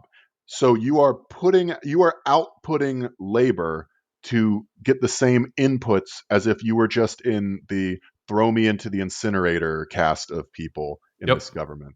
Which, like, yeah, I can see why people don't want to fucking put up with that for lack of an alternative. I mean, I wish that there was a broader narrative in which people understood that this is your boss fucking you over, and that it is artificial and invisible, them setting the price point at fucking minimum wage. But you could make that capitalist deal and have it work out where, okay, employment, in the same way like military service equals citizenship, employment equals you get bread in a hut. But if you're not even doing bread in a hut anymore, what is the point of fucking society? Like, they have essentially killed, like, America has somehow defeated the agrarian model. Oh yeah. Like it used to be, sorry, you'd hop in for a second. I just, what the whole point of society was, we were hunter-gatherers, now we plant some seeds, and now we need to fucking like have people that tend to the food, protect the food, distribute the food, cook the food. You know, you needed to have actual organizing so that you could get the food into your home. If doing work no longer gets the food into your home, what the fuck was the whole point of society? We're acting like we're now the fucking hunter-gatherer proto-human. Like, we are literally like, all right, the way you're going to survive is not have a full-time job. You're going to have a little app, and it is going to tell you where the herds are most profitable, and you're going to get in your car and do fucking TaskRabbit and Lyft rides there, just chasing the herd of buffalo like hunter-gatherers, because the societal compact no longer makes any sense. Yeah, sorry. I was going to say, that's insane, right? Like, no, I agree. We've essentially we've reconfigured to pre-agrarian style societal dynamics. Yeah, along the same lines, which I what I think about a lot lately, especially in America, is the idea that, like, if this was like an actual social contract and you had to opt in, would anybody opt in? Would anybody, if they were like, yo, joint, we have this society going, here's how it works, and they offered you the deal, would anybody be like, fuck yeah, sign me up for that shit? Nobody would. Everybody would opt the fuck out. They'd be like, you know what? I think I'll go it alone in the woods. That seems like it might go better for me than this shit. Not even that it's difficult to obtain housing on minimum wage. There's not one zip code. You're like, well, what about Alabama? I could get a trip. No, you fucking couldn't. No, you couldn't. If you have minimum wage, you cannot get 2 rooms. And I don't understand if you're on the right, like that more than anything has obliterated the family. That's fucking done. Oh, but I will give this is the one thing, not to do the like you don't ever have to give it to the fucking fascists, but I will give it to the far right on this one. There's a recognition that the system doesn't work, right? They take a fucking crazy turn out of that, but there's a recognition that like this is not working, right? They can't necessarily identify the exact points of failure, but they know this is not working out at all. That's part of why I find libs to be the most deranged, because they're the only group who thinks it's working. Everybody else is like, this is fucked up. Now, we're going to have a debate about what specifically is fucked up and who's at fault. But they're like, we're not even ready to have that conversation. This is running smoothly. Fuck you. Shut up and sit back down. Yeah, what's the furthest we can push things to the benefit of humankind, but only so much that it doesn't cause my particular personal ride to become uncomfortable. How far can Wile E. Coyote run into thin air before the rest of you force us to look down? Because the libs are going for a ways if you'll let them. This plane is going to land to pick up some emergency disaster refugees, really a humanitarian mission, and we're going to pick up as many refugees as we can fit such that it won't disturb the people in first class's flying experience. That is the liberalism ideology, of course. But it's just like I feel like I'm going crazy because I don't know what the point, yes, ironically, of like, how do you talk politics and it not just be about the fact that the social contract is void? Yeah, it doesn't work at all. It doesn't work for most people. If you're a liberal and you're just you get no health care, you can't afford housing. Also, the weather's insane and trying to kill everybody. Yeah, but could we do anything about any of this? And the answer right now is no. The infrastructure bill is, again, all just fucking for the emotive affect. Is people, we put something in, or Dems put something in there for climate change, and people are like, look, it's a start. This is the sort of getting. It's like, yeah, it has no effect though. The whole point is, do we want to save the planet such that humans can continue living on it? And I'll be honest, the more and more, I think that's a toss-up. I really am just trying to save it for the other things that we probably shouldn't wipe out, like the redwoods. It'd be cool if we didn't kill them off. If we died out, that's fine. I'll be honest, there's a lot of like red pandas that have no idea. They have not really fucked up the planet too much. And I don't think they're complicit in what we're doing. So it's going to be a real bummer for them when they're, evaporated in a neutron bomb or whatever. Just fucking fried in their fucking trees. But yeah, I just don't know how to have political conversations with people now where it's just like, some people are unemployed. You've always been okay with that. Fuck them, right? But now even if people do the right thing, they learn the code, but they fucking get a job that doesn't pay enough. Well, now you can't live here. What is that person supposed to do? Die or crime or fucking... Outcompete. Join the military. This is so... It's... That's literally barbaric. In general, I don't know how to have conversations with people where they don't recognize their barbarism. A lot of people are, though. A lot of people are getting there. I will say it is noticeable now versus even like 2 years ago how much grimmer their average person is on the regular about any sort of political or societal discourse. But as I say, at this point, America does run like the fucking Warhammer orc. Sorry, I don't know Warhammer well enough, but it's purely a belief-based thing. It's all just running on the internal propaganda system, keeping people believing that the country has to exist because it's always existed. It has to stay like this. But I mean, the way that we discuss every aspect of the unemployment is fucking twisted. Like, you and I have been through now 2 massive crashes, right? That's true. And each time one happens, they always go, well, you should have savings. And it's like, well, hold on a second. If at any given time in the economy, there's a huge chunk of people just starting out, there's a huge chunk of people switching jobs, there's a huge chunk of people starting businesses, and you want that to have a functioning system, then every time there's a crash, inherently, all of those people do not have savings. That's the fucking position they're in. And you're just saying, fuck them. You should all have been in your 50s when the crash occurred, or in your 40s and stable. Otherwise, that's how you can tell it's a boomer ideology, because they're going, well, if you had just been me, you'd be fine. And it's like, well, I'm 40 years younger than you. What That is about? a And they great go, idea. no. That's a great fucking way of characterizing liberalism as an ideology, but also capitalism as an ideology. It's just, you should have been me. If you didn't want this to happen to you, I'm a self-directed person. I have free will. And you know what? As a human, I also endured trials. I suffered. I went through hard times. Every human does. That's literally background noise. You can take that shit out of the equation. That contributes to your success or makes valid. Also, do you want to fucking compare to what renders exclusive your claim to the success that you fucking are now have? Like, that's absolutely deranged. But yeah, it's the idea of, I looked at this system and it worked out for me. And since I don't see all of the fucking quantum paths where I looked at the system, did the same thing and it didn't work out, or did something slightly different and it didn't work out, or try to be a better person and it didn't work out, or try to be a worse person and didn't work. Like, you're only on the one path you get. There's no fucking, this is a permadeath game.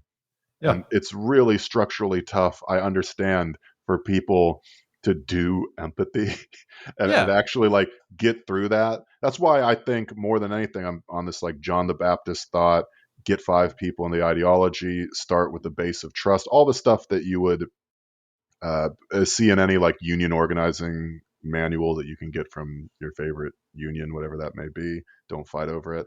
But like,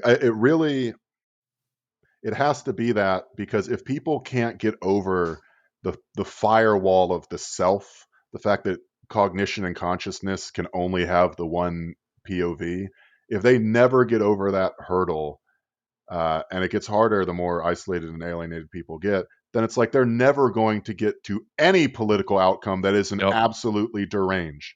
If people had never heard of fucking capitalism, but still didn't have like trust, understanding, or connection to their community, that's still a psycho person that you have to watch out for. So it's like, as a necessary and sufficient condition, we need to get on these people, and not, you can't browbeat them with logic. Like Swift said, you can't logic someone out of something they didn't logic themselves into. No person, no boomer, no liberal, no conservative goes, you know what?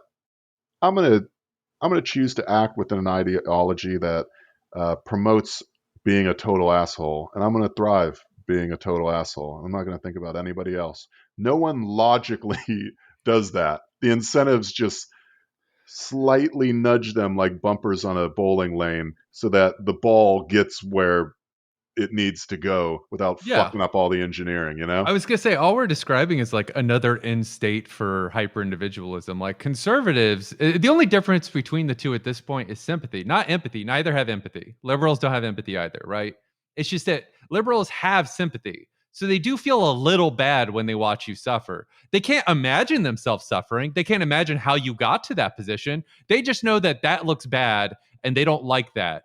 And that's about, and you get about as much as you'd expect from that reaction. It would be such a it's such a shame that this is the world we live in. I wish they had the opportunity to make choices like I did, which were the right ones.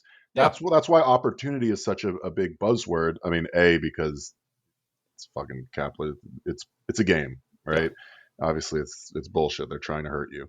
But with the reason it sells to liberals so well is because it's like, at the end of the day, it is a meritocracy. So I just give me the quarter to put into the arcade machine. It's a fair game. You can beat the whole game with one quarter because I did. And it's like, no, you can't. The game is designed to eat that quarter as quickly as possible, asshole. You just got very lucky from, no fault of your own. But without.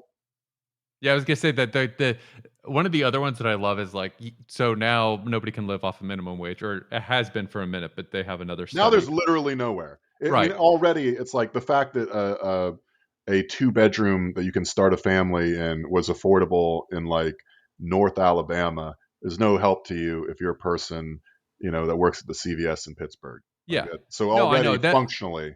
But that's one of the ones that's always driven me crazy. Hope is now extinguished for you. The thing that probably like drove me out of liberalism fastest was the like just their own math doesn't add up when they talk about it. And they're like, no, this will work for everybody if you just, let's say you just code. And you go like, do you know how many West Virginia miners there are? Like if you're telling them that they need to code, how many coding jobs are there? And you can actually, those numbers exist. You can just go like, oh, that doesn't match at all. And then like, let's do larger. And it's like literally the number of jobs that do the thing you want them to do doesn't even come close to matching the number of people who need those kinds of jobs. Like the math never adds up. And that's with a ton of people in prison. What do you do if you get them out of prison? And then you look at it and you're just, this is the beauty of being a liberal, which, you know, many of us have, is that, you know, your audience won't look further because it'll hurt. It's like in Disco Elysium, you get the little like volition pop up when like you think about your ex-wife or your girlfriend in that. I've been told, because I play video games to have fun. When I'm in that game and it's just like, don't think about her, I'm like, yeah, got it. I have no idea what their relationship is, why this guy's so sad. It's always just like, you smell apricots and the faintest hint of nostalgia in the air. Is there a fair somewhere? And I'm just like, I don't know. And then I just get back to walking around, boozing up on the street, collecting bottles. None of my business, man. I'm not going there. That's how that's how liberals are, because you go like, learn to code. Okay, learn to code. Well, if I learned to code, I went to Cornell, I'd probably, you know, I'd have my dad help me with my resume, and then I'd do an internship, and then maybe I could get in at like Apple. And it's like, yeah, that's the way you project yourself into it, because you lack the empathy to see the world from a perspective other than yourself. So you're just implanting yourself into everywhere. And you go, yeah, learn to code sounds good. What you don't go is, like you said, the very obvious outcome of, okay, so there'd be a labor, we'd be moving the labor pool from dirty ass coal, right? And that'll somehow bottom up, that'll prevent coal people from engaging in that practice so much. We don't actually need regulations. We'll move the labor pool. That'll sort it out. The workers are the problem, not the company. On its face, just dumb as shit. But okay, so they all now learn to code. Well, now there's a labor surplus in the industries and geographical locations that represent most directly the donor base of the Democratic Party, which is Silicon Valley, big tech, all these companies that, unlike every other industry, doesn't have quite the same ability to flatten everybody's earning potential. You know, if you could get, and just don't need as many people. Like you just don't need that many people in tech as far as like bodies to work versus manufacturing. It is a very not labor intensive job. They're still paying those people more than they would like the pizza boy, and they would like to get it so that coal miners and high schoolers can all code to an entry level of proficiency, such that can be a pizza boy job. That can become one of those positions that you were never supposed to support a family on. Come on, it's a coding job. Right. So now something that has become a stable, maybe unionized, although terrible for the planet, full-time job is, through the arc of history tending towards progress, ending up in you being a fucking the caste that cannot get a job, or the caste that, now that you've learned to code and invested all this, you realize it still doesn't allow you to fucking raise a family or enjoy a quality of life that is anywhere near one that matches your labor outputs value.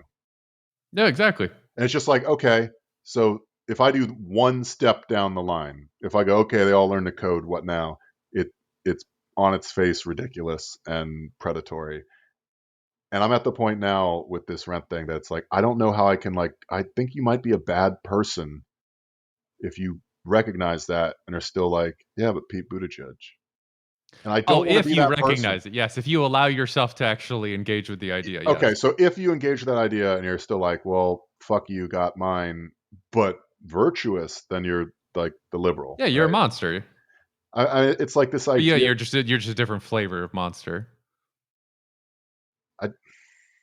Except like, you hand wring about it, you go like, oh, I know, isn't it? Like, at this point, they just are the middle managers who feel awful as they fire you. And it's like, at the end of the day, I'm still fucking fired. Fuck you, man.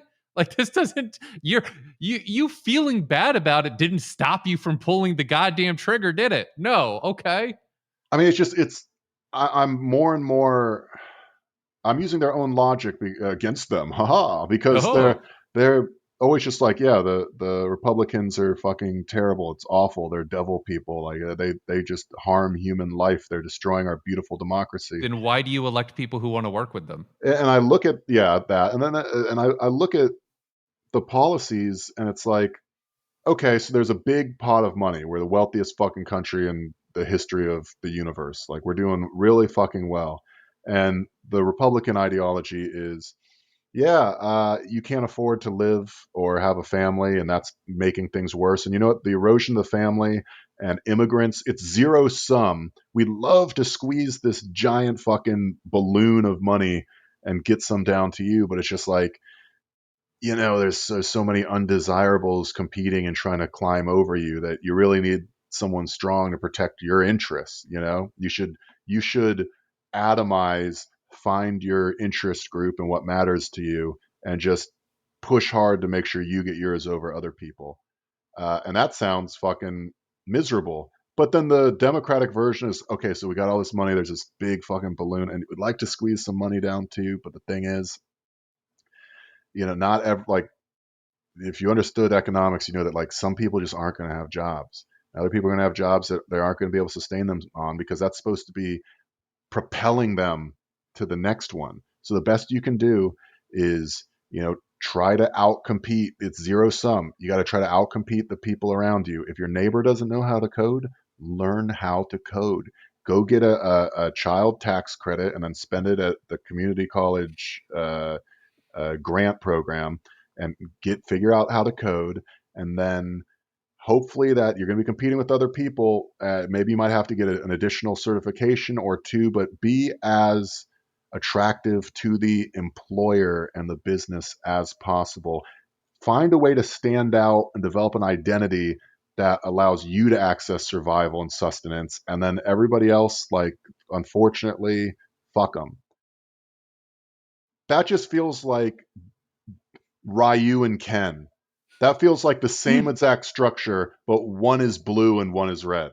Yeah, It is. Behavioral and the transactions occurring are the exact fucking same. The mindset is the exact same. What you're internalizing in the way you fucking interface with the world is the same. So if liberals are going to say the way that Republicans behave is morally abhorrent, and I've cut off my Republican friends, tell me, if I'm reading you as doing the exact same thing, what I'm supposed to do. Because I don't want to be one of those assholes that's just like, oh, if you haven't read Ho Chi Minh, we can't be friends. And I hate when I see people that are just like, oh, there's a Posadist in my mutual aid food pantry. It's like, was he eating all the fucking canned peaches? Who gives a shit? So I don't know. This week I'm just struggling with the horror around just how active the harm of liberalism is, and how to tell if people are actually like okay with that. They see it and they're okay, and that's monstrous, or do they not see it, and how culpable should I read that then? And also, how often are people realizing this and not caring? Like, I don't have magical eyes. If I can discover this, I assume most people are capable of discovering this. So I don't know. I'm trying to figure out how mad I should be, I guess. Or like how to deal with people. Like, as you're coming back to the office, as people are, socializing more, it's really upsetting to see. It's sometimes really inspiring to see how people have changed over this time. But to see people become just more fucking zero sum and feral while still feeling like more than ever, I have this appetite for signaling virtue. I don't like it. And I don't know how to respond. I think they're feeling the pressure too, right? They clearly are getting more feral, but like, they're feeling the pressure. Tell me, yeah. What does the fucking liberal think? I was gonna say they're feeling the pressure, and what I mean by pressure is like, it's clearly none of it's working. Like, none of this is fucking working at all. There's no one who thinks it is anymore either. A year trapped inside has popped that bubble pretty sufficiently. And so the best you get is people thinking, well, let's get back to, and then it's whatever they imagine in their head was the time in which it worked. But most people recognize that, like, perhaps that was a very long time ago. Perhaps that was never. And I've just always been deluding myself. But there is some recognition that like, yeah, that we might actually have real issues that like actually need some sort of action, which is a problem since we've built our entire political thought process and party around not doing things, around pretending that we do incrementalism, but they actually don't. But like, you built an entire system and a belief system around like it's working fine, just small adjustments, and like, you know, you're feeling the pressure because like it's very clear small adjustments aren't going to cut it. I mean, more and more it feels like the problems we have require solutions developed in the political sphere, like we're on that scale, and there's no fucking connecting to the levers that, even the bullshit levers that at least like shot out some confetti and made you feel like civic participation. They're not even shooting the confetti anymore. You just feel like a fucking asshole when you donate and do everything you can to turn Georgia blue, and then the Dems like the filibuster more than they like voting rights. It's just like, it's been cool to watch the Dems negotiate away basic voting rights, in case you thought their position was, I don't know, better than that. Do you know anything about that, by the way? I could do, I mean, I would. I know a little bit. I know what's going on. I saw that some I know the important bit, which is, once again, it's Manchester Cinema being allowed to. Yeah, same shit. Yeah. It's the same thing that always happens, but they're given the cover to do it. At any point in time, they can both be ripped. They can say, you no longer get fundraising from us. You no longer get to be a chair in any committee whatsoever. You don't get to be on any committees. Fuck you. You're a nobody now, right? You exist in the office and you have a vote, and that is all you have. That's the only thing you have from now until the end of your fucking time in office, unless you vote on this. They can do that. They don't have to do the filibuster shit. They can just play hardball with their own party. Yeah, but they're like, not going to do it. Yeah, they're not, because that would be against their interests, of course. But it's like, do people realize that, or is it? Yes. From what I can tell, I mean, I saw two things. I saw somebody, you know, these are just types of guys, right? But I saw someone on an article that was like, Liz Warren now requires Department of Defense high-level people to not wait 2 years before going to Raytheon, but now they have to wait 4 years before taking a position at Raytheon. We've extended the duration on the Defense Department's revolving door policy. And someone was just like, I mean, literally in 2021 was just like, yes, that's our Liz tightening up the ship and getting the USS America back in the surf. And it's just like, what? How? At this point, I'm convinced that any of these people online are actually staffers. Genuinely, I'm actually fairly convinced now that they've admitted multiple times in multiple places that they do pay people on social media to post positive shit. I'm actually convinced that the most of the most positive responses, the ones that just feel totally off key for what the thing is, I'm just convinced that those are actually like people who work with them. Brooklyn Dad Defiant type shit. Or somebody who's like, whoa, Pelosi's got ice cream, spoons up for Nancy. And you're just like, what are you talking about? This, by the way, I actually think I'm coming around to LinkedIn, but because it's your actual name and your position, it becomes very clear what's happening immediately, where you see that guy and you go, what kind of psychopath is like super excited about this? And you click on his name and you go like, oh, he works in the same company as like Liz Warren's husband or something. And you're like, okay, so he is a vested, or like Liz Warren's husband is his boss. And he's like, got it. Because on LinkedIn, that happens all the time with like non-political and honestly political shit too these days. And it's very quick to go like, oh, that's the guy who posted it is this guy's boss. So of course he's acting like, got it. This is all just theater for you to keep your job or get a promotion. Great, got it. And like, there is something to that where it's like, it has broken me away from the like, oh, the kind of guy who replies like this is a person who's doing it because a paycheck is attached in some way, shape, or form. Or they're a vendor trying to sell them, like it's a salesperson, right? It's always one of those two. It's never just like a random person being like, oh, this is actually this. You never get that reaction. That's the saddest fucking thing in the world, is just working for like an analytics or lobbying firm on K Street, and you're low to mid tier. So you're using your personal Twitter account to like reply to like foreign policy dipshits in the government's personal account. Like, well, they check your Twitter. Oh, that's a thing now. They check all your social media. They track it. Gin, geopolitics, and golfing. Sorry, Dan Savage, but the 3Gs are out on the links today. Horrible. Horrible. I mean, it is that like LinkedIn is this. I've been on it more lately because that's where cannabis stuff is the only place it's allowed to exist, right? Sorry, I'm still thinking that I just said GGG means gin, geopolitics, and golf. I'm sorry, I didn't catch the GGG part. That's great.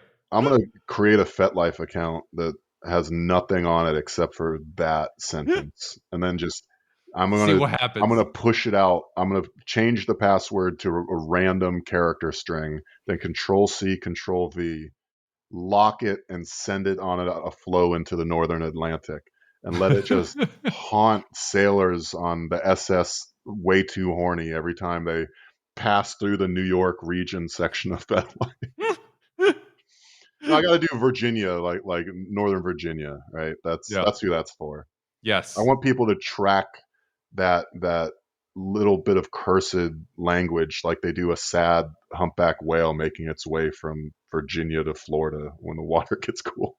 Even if they just told you the zip code for people, or not even zip code, like the group of zip codes they're in, I guarantee you it's going to be North Virginia, DC, or New York for all of those, or whatever is that, like wherever that senator is from, that state house. But maybe they really do. I can't tell how low people's like bar is now. So one thing I saw but didn't follow up on is look, the product itself is dog shit now. Like, yeah, if this was wrestling, literally, as far as I can tell, the Democratic Texas state senators or something all got on a plane and then flew to DC so that they'd be out of Texas so that they couldn't have a quorum on some voting rights thing. But then the Texas was like, well, we're going to have them arrested. We're going to have the sheriff arrest the Texas state Democrats. And so they're like, oh, I guess we'll come back maybe. And then it turns out, because they're all Texans and they didn't wear masks, like a bunch of them got coronavirus Delta variant on the fucking plane or whatever. And it's like, I'm watching this and I'm just like, okay. These are the people that run the system. Is this supposed to inspire me? And you really do have to go to like Brooklyn Dad Defiant to figure out what the fuck is this even supposed to. Is this the sort of propaganda that's invisible because it's so good, or invisible because it's fucking indecipherable? Like, why are we doing this over voting rights? This is like when there'd be like a 3-way Money in the Bank ladder match over who gets to fight Disco Inferno for the TV title. It's like this shouldn't really. We shouldn't have all of this fuss for something as fucking mediocre as the basic voting rights stuff. Don't we have a president from a party that controls all of Congress? Why are we still doing voting rights stuff in 2021? Why do I have to care about people escaping in the cover of darkness so quorum isn't called? I have real problems. Yep. I mean, it's also just like I keep forgetting about it because it's ridiculous, but they based this entire last cycle on especially in the primaries, that Biden is good for black people. And now they can't pass basic voting rights. It's incredible. Like your entire party is predicated on like, if we don't get minority voters, we don't win. That is the way your party is built right now. Maybe you should do just the one thing. What is like the MSNBC line right now? Is it just like, oh boy, we love to protect the voting rights, but the filibuster? It's hey guys, we'd love to talk about this, but our analyst, who's a Republican from the CIA, a Republican who used to be in the Pentagon, and a former Republican lawmaker are going to talk to you about Cuba now instead. I'm just more comfortable and familiar with the filibuster than I am African Americans. In fairness, that is true for all of the senators. Yes, mostly, yeah. For every senator, that is accurate. Yes. Yeah. Well, what's the guy from Clyburn? Clyburn probably knows. There's probably some black dudes at the Blue Cross Blue Shield barbecue. You know what I mean? Not that he's there's he a few taking people their interests into account quite. There's frequently. a few people who got a paycheck on the basis of make this seem acceptable. Yes. Yeah. Anyway, again, when people want to talk to me about the histrionics of state senators making a nominal stand for voting rights, when it's like, yeah, but like we all, yes, of course, voting rights, but people are dying right now because they can't fucking find shelter. We're okay with that. We all need, if we all get together and if we had 100% Democratic participation here in the Imperial Core, we'd all get our votes and we would make people, we would solve these problems. No, you wouldn't, because you're not even fucking thinking about them now, and you have the vote. It doesn't inform your vote now.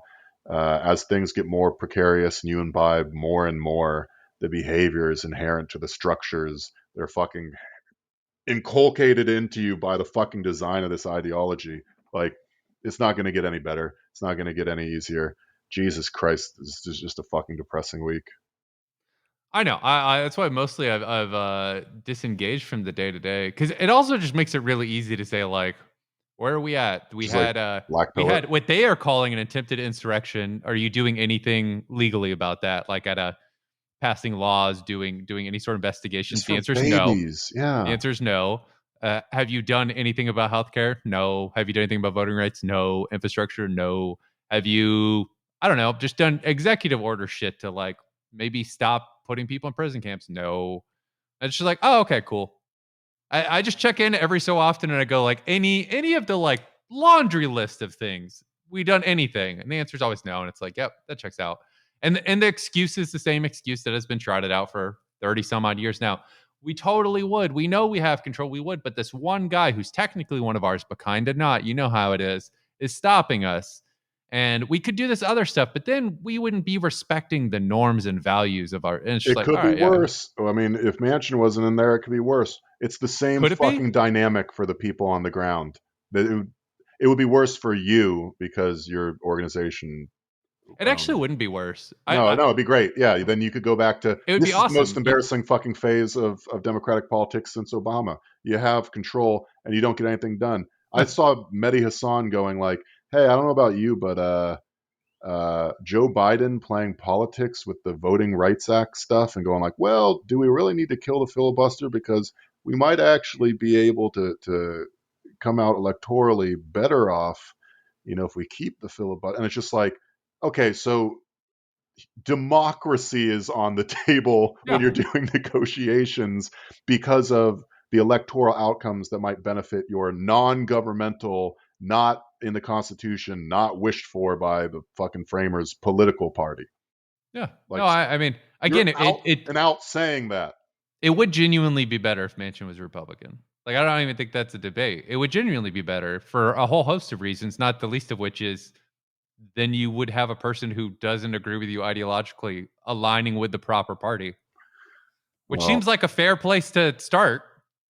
I don't know. This stuff, I've really enjoyed not being in the minutia because it helps me like just go like, yeah, it's that all is just theater at this point. We're really just waiting for everybody to hit a breaking point, right? Some of the far right people have, for reasons I'll be honest, entirely understand, because they seem very concerned with stuff that isn't relevant. But at least somebody's hitting a breaking point. But that's all they're doing is they all know they're good. It's just continuing to try to hold on and fend off any people from trying to change the system that allowed me to finally get the power I have hungered for my entire life. And, that's the basis of the political system right now. And thankfully, the media has done a swell job propping all of that up.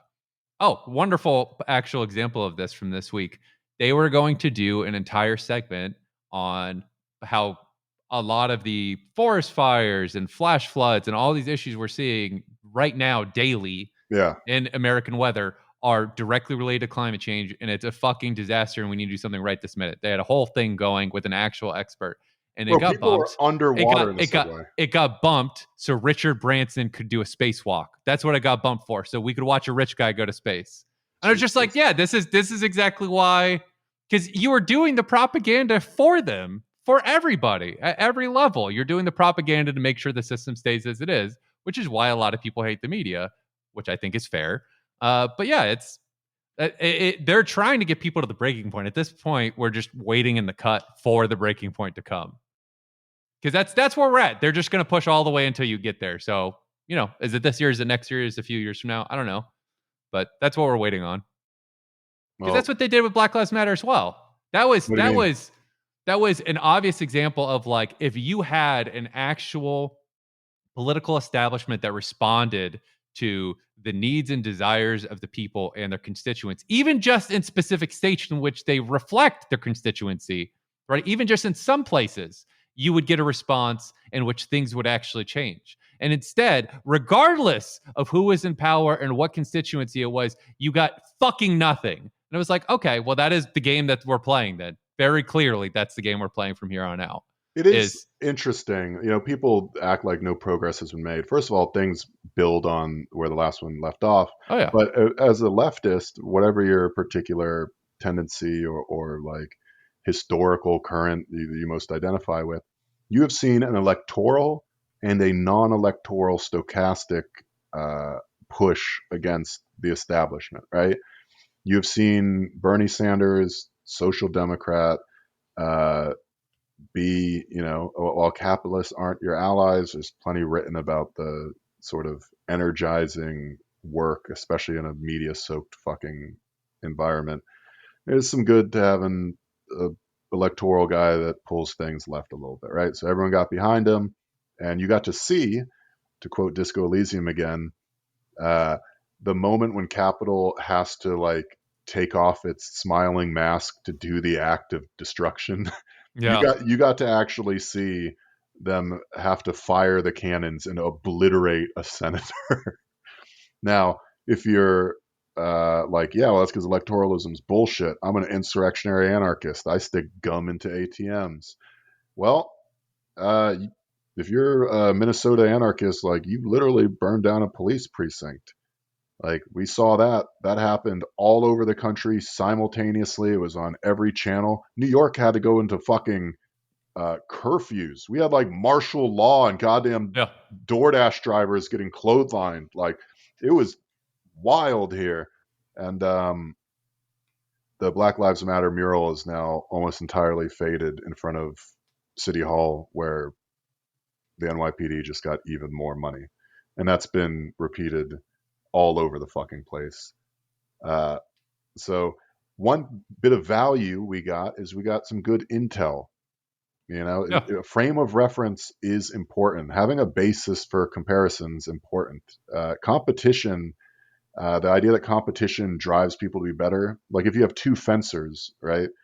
That very much is true, but it's essential to that concept that they be able to see each other, right? You have to be able to practice against someone where you can improve along pathways that allow you to overcome the challenge in front of you.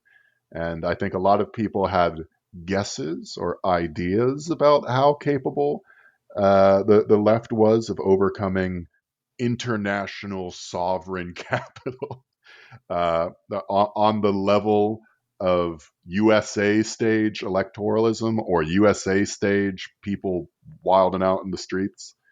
And clearly Goku doesn't have the sufficient power levels. So I don't know. I'm fucking a little frustrated this week, but I think if we just keep building the numbers, building trust. Again, I'm back playing Final Fantasy a little bit because I got nothing but time. One thing I love about that Try game. Genshin. Well, so I know I've looked at it. Support glorious China. I'm supporting the good politics of Final Fantasy because, as you know, the characters, as the game goes on, one thing Alphanode says, one of the characters, is you're like these super god-killing people, but when you enter towns, you still end up like taking out the trash and helping them with the varmint infestation, and and the people ask you, like, why are you helping us? And in the game, the politics of the party you play at, they say, well, we're never going to get anything done if you don't trust us, and you're never going to trust us if you don't believe we're sincere. And the easiest way to get you to believe we're sincere in our beliefs is to do labor, the same labor that you would have had to do, but for us showing up to help out. So if it's okay with you, we're going to help out until you trust us, and we're going to go do some labor. And this God killer over here, they're going to go pick up some rocks and build some trust until that God is able to be killed. And I think that's really dope politics. And you know what? We got fucking sewer socialism, basically. We got some good intel. We know that we don't got it yet. We've seen sort of the challenges on 2 particular paths. Let's, don't be too weird. Build some relationships. Get people to feel like they can discover this stuff on their own, and maybe there'll be fewer extremely annoying virtuous but obfuscated low-key caste system promoters. This is why it's fun to pay attention to cars sometimes. It's just have a dumb toy to be like, hey, you're just a toy. You're just a dumb piece of machinery that I can enjoy in isolation so long as I don't think too hard about the larger ramifications of the thing, just as a break from this shit. Look, I'm all about, again, I'm actively searching for new fucking hobbies. If anybody, literally the other day, I opened the internet browser and the first story that popped up is the Minnesota George Floyd mural was hit by lightning and exploded. And I just went, nope. And I just hit X and I closed it. If I'm being honest, big L for George. And if you're a liberal in general, there's no way to spin that. Lightning fucking blew up his face right off the wall. That rhetorically, you just take the L. Yep. Yep. But yeah, so having something to go to when that's what fills my browser first thing in the morning would be good. So if anyone's got some ideas, please let me know. That's it. Thanks for listening, y'all. Yep. Come back next week where we're talking to Marx Madness about Cuba. I'm talking to Marx Madness. Brett has off that day. We're going to talk what the fuck is a color revolution, that sort of stuff. And I'll do my new favorite character, all the guys from Goodfellas, but they have eating disorders.